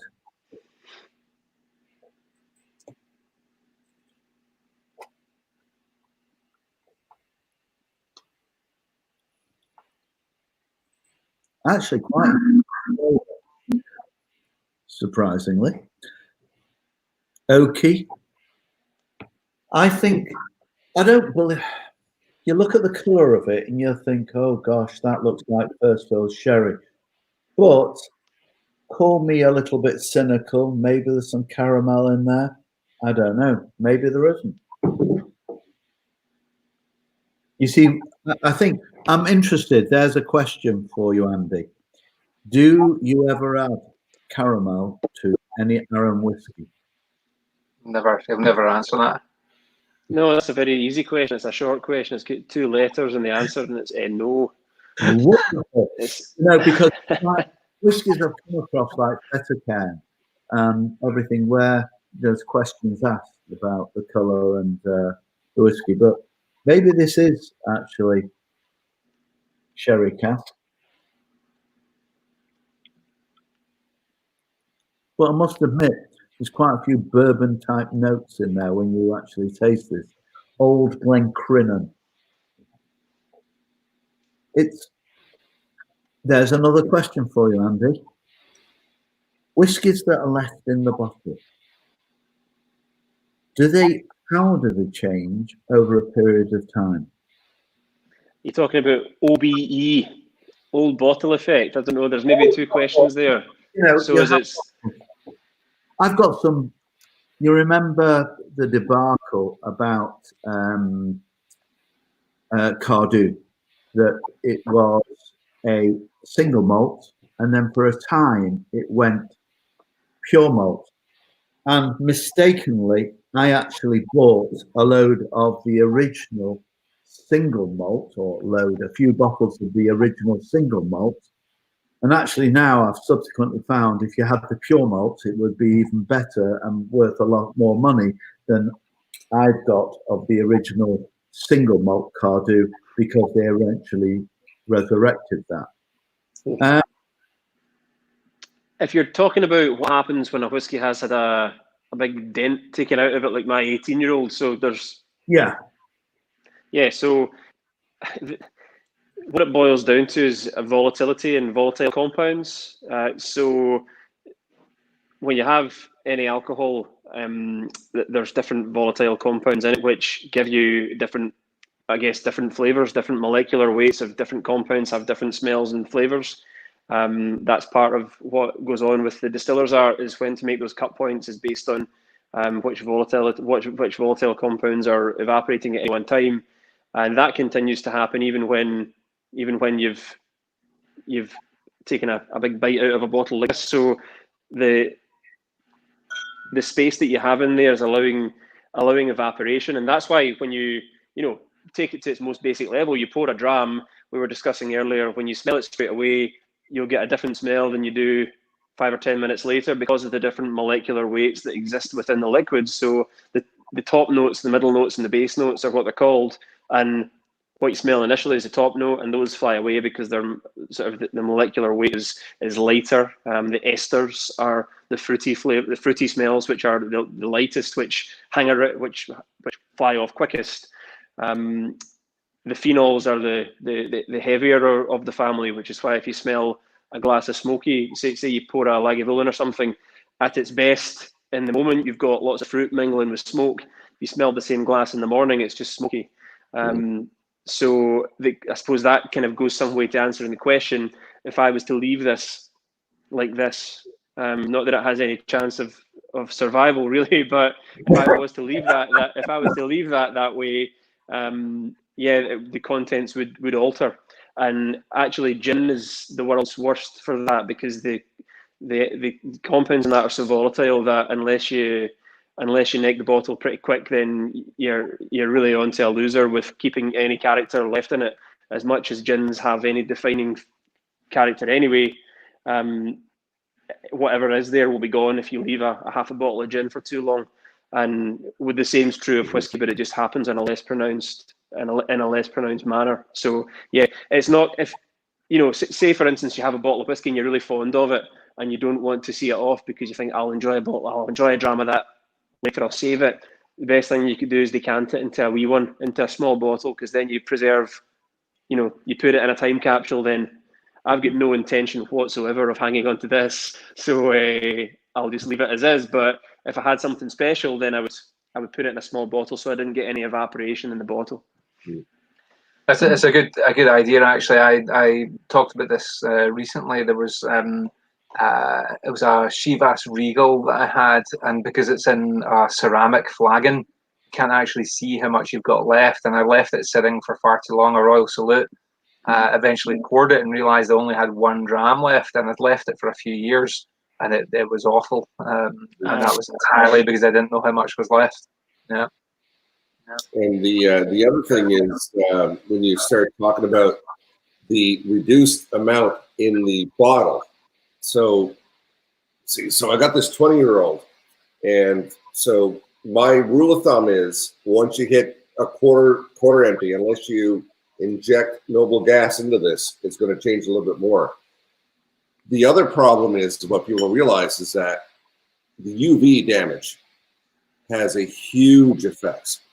So if you have something, either keep it in its original sleeve or keep it out of direct sunlight or keep it at least expressed to UV LED light instead of regular household lamps, because that will damage a whiskey far more than you realize.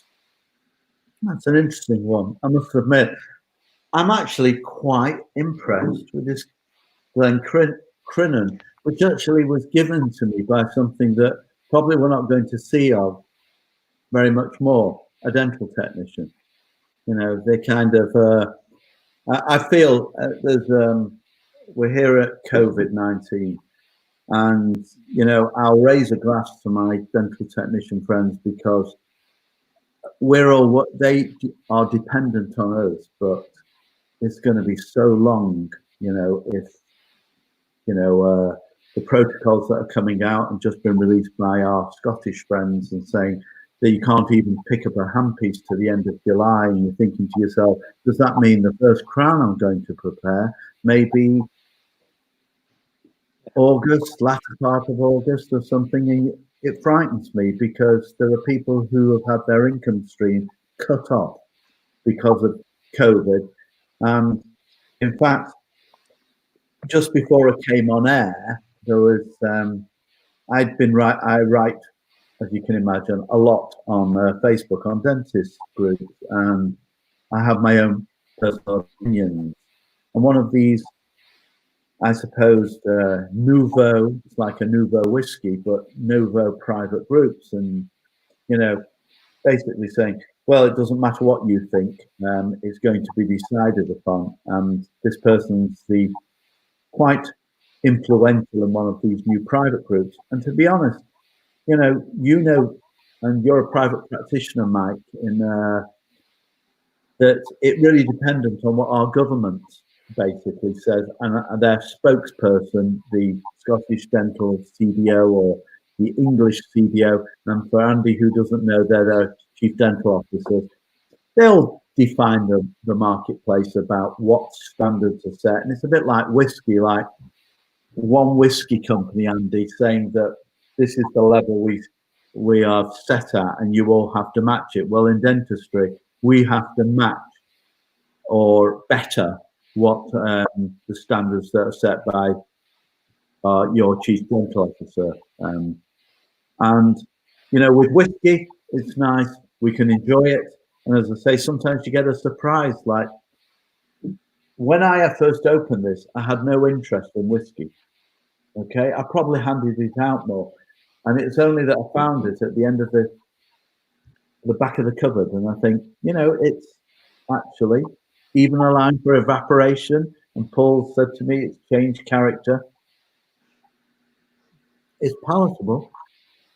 Well, listen, and hats off to you as well, Jeremy, for attempting dental politics 2 hours into a whiskey tasting show. Because I'm not saying the words. You know what? Your Scottish lot ought to be. I'll raise a dram to them, because they've been quick off the mark. Even the Welsh. And I can't even say, it's a bit like the English whiskey company. I'll give them a miss. You know, I'll tell you something. See, while we're on dental and dental politics, I'm gonna, because we've neglected to do this, I'm gonna give Confidential, the helpline, a little plug here. Jeremy is one of the people that was involved in setting up something called Confidential. Wow. Which is a helpline for dentists who are struggling with stress. It is confidential, so anybody who gets in touch as a dentist can do so without disclosing their name or who they are. Wow. But they will get advice and they will get help. Mike, I will actually raise a dram there. Confidential is something, and maybe one time I'll actually tell you all about it, how it came about. And actually this week I've given a couple of webinars on stress, anxiety, and COVID-19. It's quite an incredible journey, as much as we have one on malt whiskey. My journey on this particular topic of anxiety and stress from dentists is quite profound. I don't even mind sharing that during the COVID-19, if you like, meltdown, I've dealt with 2 people who have contemplated the end of their lives. Okay, so it's something very, very serious, very close to my heart. There are people you know who have contemplated suicide. It amazed me, and I give in my lecture, that 18% of dentists, and this was done in the British Dental Association 2019 survey, that 18% of the dentists surveyed had contemplated suicide. So God knows what it is since COVID-19. It's quite frightening. It's true, and obviously we're on enjoying whiskey and talking about our love for whiskey, but it is obviously one of the remits of the Dentistry Whiskey Appreciation Group is that it's the responsible enjoyment of whiskey, and I'm sure, Andy, that's something that you've got a fine line in balancing the fact that it's a wonderful, enjoyable, visceral thing, but obviously being cautious for people that are getting too reliant or dependent upon alcohol, as anybody is potential to do so. Absolutely, always advocate enjoying responsibly. Yeah, I don't actually want to get too depressive about this, but there is a little bit of an irony here, and I can see Paul looking pensive. Back in 1984 or 85, I was an associate, qualified at the London Hospital in Whitechapel, and I did a lot of associateship in and around London in various types of practice in the home counties and right in the centre of London. And I eventually settled in a place in Uxbridge, which is in Middlesex, is on the tube map. So it's, within spitting distance of central London. And I replaced a dentist, and I met the dentist who I replaced. He was an associate at that practice at the end of his career. I can remember his white hair, and he was a real jolly giant of character. And it's quite ironic that the guy I replaced was the founder of the dentist sickness scheme, as was called there, that has now been replaced by the name of the Dentist Health Support Trust. Because Joe Mee, who I met and who I replaced, I met him on a number of occasions, was a confirmed alcoholic. He was self-confessed alcoholic, and he set up the scheme for drunk, dentists and people who were alcoholics and couldn't live without alcohol. And he set up the original scheme, and it now persists 40 odd years later as the Dentist Health Support Trust. We as an organisation have a good relationship with them. We'll refer to them. And even during this lockdown, I've actually asked the Dentist Health Support Trust and put somebody in contact so that we could help a particular practitioner. So, here we are, exactly as you said, Mike, enjoying a wee dram, but there are those who it becomes a real problem. And I've recently heard of dentists literally, never mind drinking on the way from home, drinking on the way to work and drinking at work. Such is the stress that they are under or what problems they have. Which is... Well, thank you. Thank you to Confidential and all the people that are involved. But as I say, for the most part, we're enjoying a dram. Indeed. The dentistry has always been a bit of a high stress situation. Not to take it away from anybody else, but yeah, we're type A people who deal in hundreds of microns on a daily basis, and so the Whiskey Ambassador program out of Glasgow gets me to. They asked me to do the Eastern Canada courses, and their mantra is basically drink well, drink better, or drink less, drink better. And what I like about that is that even though we can have in dentistry, propensity for abuses of certain whether it's alcohol or otherwise. People ask me all the time, so you're a dentist, you're high stress, do you worry about abusing alcohol? I said, well, no, I don't really, because I always keep it in the back of my mind that it's an enjoyable part of life.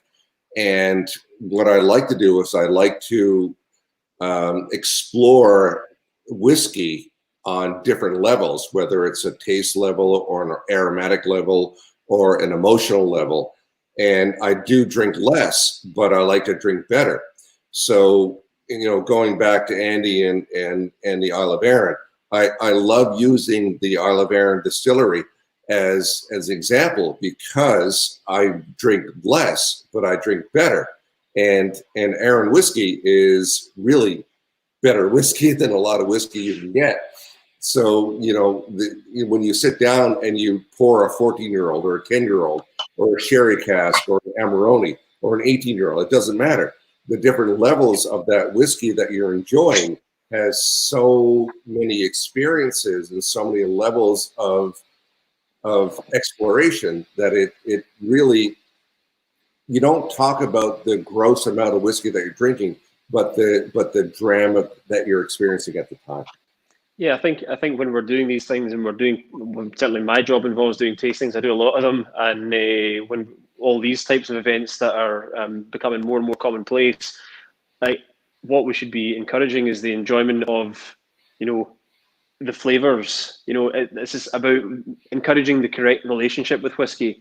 It's such a remarkable drink because of so many reasons. The flavors that you get in the one category are the most diverse in any drinks category, full stop. The way that it has this social power that pulls people together, the warmth that it can bring to a situation, and the way that it can really puts the cherry on top of some amazing memories for so many people. Yeah. Like, these things should all be encouraged, but we have to, it commands a healthy respect, and you can't lose sight of that either. So yeah, I think it's a remarkable drink, and it should absolutely be celebrated. But yeah, it's something that all the positives should be remembered about it, I think. 100%. I think, Andy, you nailed it. Yeah, I think it's and Paul too, actually. Responsible. I suppose that we're getting boring here. That the government will say responsible drinking, and I think that is true. And I love the flavors of whiskey, and I think you're right, Andy. It's like no other drink. The different, complete diversity of flavors that you get from whiskey, okay, and is phenomenal. And I didn't know that about you, Paul. Another string to your bow in what you do. Yeah, I think it's well said. It's just something very close to me. Hearing about stories about people and what goes on, and we're all having a good time, Mike, and everything else. But there are fellows who are having troubled times. Indeed. So yeah. on that note, I still had a little bit of this 10-year-old left, and I'll enjoy that another time. Back in a bottle. You put a wash glass on it, and you have it tomorrow. Mike, I've still got some more. So Mike, I've got to tell you, in all of the years I've had a wee dram or two, that's something I've never done. Neither have I. I just felt the right thing to do. That goes against the grain of putting it back in the bottle. I don't think I could ever do that. I felt the right thing to do in the moment. I've still got some of my Robbie Burns though, so I'll finish that. I'll let you off then. Now, I noticed Andy Niall had dropped in there and said a comment a while ago, and that is a bit of a connection where we're talking about the Waterfoot link. Yeah. Niall and Janet are my neighbours actually, so that's and I know they know your dad well. So yeah, I've known the Rackmans as long as I can remember. So yeah. So hello to the Rackmans. They're probably asleep by now though, I would think. So if I can throw a question out there, we got a little deep there for a bit. Let's get back to the whiskey. What's on the palette for Arran Distillery in the future besides lag? Oh, great question. Well, I touched on earlier on where we've been in the past few years, we've been really experiencing quite a lot of yardstick moments and sort of benchmark expressions and stuff. And this year's no different because it's our 25th anniversary. So we couldn't possibly pass that by without releasing a 25-year-old. So that is what's in the immediate future there. The challenge is that Arran's production began in the June of 1995 and the last days of June 95, the 29th actually. So that means that all the stock we have from 1995 is from the second half of 1995. So we have to, if we want to bottle a 25-year-old this year, we have a pretty small window of time to, the stock that's there and turning 25 at the right time to be bottled and then make it to the markets in time for sale this year is slim. So we're on a bit of a mission there to get that out to everyone to enjoy this year. And I've seen the vatting already. It is jaw-droppingly good. We're starting to get notes in Arran whiskey now that I never thought I would see. And those are like leathery, that really soft fruits, slightly sort of soft dried pineapple, that really waxy furniture polish thing that you just get from old whiskey. It's appearing, and my God, is it exciting. I remember when I started at Arran 2014, the first thing I did was I went in and I tried all the oldest cask samples I could find. And I got to know the inventory from 95 through to whatever we had. I was familiar with all of the ages and how Arran tasted at all of those ages. And some of the casks that I sampled back in the day, for one reason or another, they weren't bottled. They weren't bottled a single cask. They didn't get vatted. And then a couple of years ago, I went back and I tasted some of the same samples, same casks, not the same samples, but fresh samples of the same casks. Magic happened. The stock turned a corner. So up to 17-year-old, 18-year-olds, pretty par for the course. I knew what to expect. But then when it started to turn 20 and 21 and 23, something else happens. And it becomes a different thing entirely. And that's now what we're seeing with the older expressions. So when you see the 25-year-old coming out, you're going to see something remarkable and something that's a really milestone expression for Arran. Has all those old style Arran, old style whiskey flavors, but it still has the house style at heart, which is just so cool. So I tell you, there's the one slightly depressing thing about that story is my birthday's the 30th of June. It means that when you have your 25th anniversary, it's the 25th anniversary of me turning 19, which is slightly depressing. Well, much in the same way that we've had to take a hiatus on our festival for this year, Mike, maybe you should put your birthday on hold till next year. That's a deal. I'll do that. So you should come over to the festival next year, Mike, and have a belated 25th anniversary of your 19th birthday at the same time as we have an anniversary. When is the festival? When do you normally hold it? It's always on the last weekend of June, so we try to have it on the distillery's birthday or close as possible to it. So it's same weekend every year if we can. Sounds good. I'll be there. Yeah, try to fly over. You should do that, Paul. One not to be missed. Well, all the festivals and all the stuff has just been just ranked this year. It's going to be interesting to see what happens. Hopefully, we've got most of this COVID kicked, or at least under control by next year. I can't imagine how next year is going to be amazing. I think hopefully if we got it under control, that the festivals and the tourism hopefully will rise and come back with double force in the spring of 2021. We hope. Yeah, we do hope. Absolutely. Well, gents, it's been a phenomenal evening, and we're going to have our last orders at some stage, and we're now almost 2.5 hours in. It's amazing how these things fly. So, Mike, you've got a big commitment now, to out this course and whiskey tasting? Yes, well, it's going to happen. Let me find the button here. It gets harder 2.5 hours into drinking drams. There we go. MacScotland.com. Meetings and Conferences Scotland. Do you like that, Andy? That's pretty clever, isn't it? Snappy. It is. It is. MacScotland.com. So we do plan events. So we're going to go to Auchentoshan, perhaps. We are going to go up to Speyside. We're going to go to Islay. And after tonight's chat, we 100% we're coming to Arran. There's some phenomenal hotels in Arran as well, Ochrani. You know, we would be very, very well looked after on Arran. And I think a group of dentists doing a little bit of CPD and a lot of whiskey drinking sounds like a very, very good idea. Absolutely. Gentlemen, it's been an absolute pleasure. I would love to keep talking, but my bladder is telling me otherwise. Paul is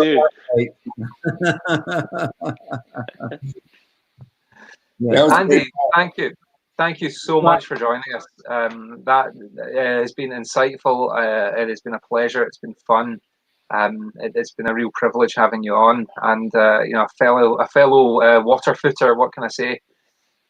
Well, you're very welcome. Thank you for having me. It's always a pleasure to speak to people who enjoy a whiskey, and you guys clearly do, and I'm sure that everybody watching does too. So I only can hope that we can do this in person in the not too distant future. So well, until that time, will you join us again? Can we have you back on again? Oh, certainly. Excellent. Sounds brilliant. Put you on the spot, ask you live on social media. Can't exactly say no. It's been terrible. He's recording this, so you're down now. Yeah, I was kind of hoping if I kept him on long enough, there'd be the kind of Stockholm syndrome kicking in at some point. So no, still waiting for that. Still waiting.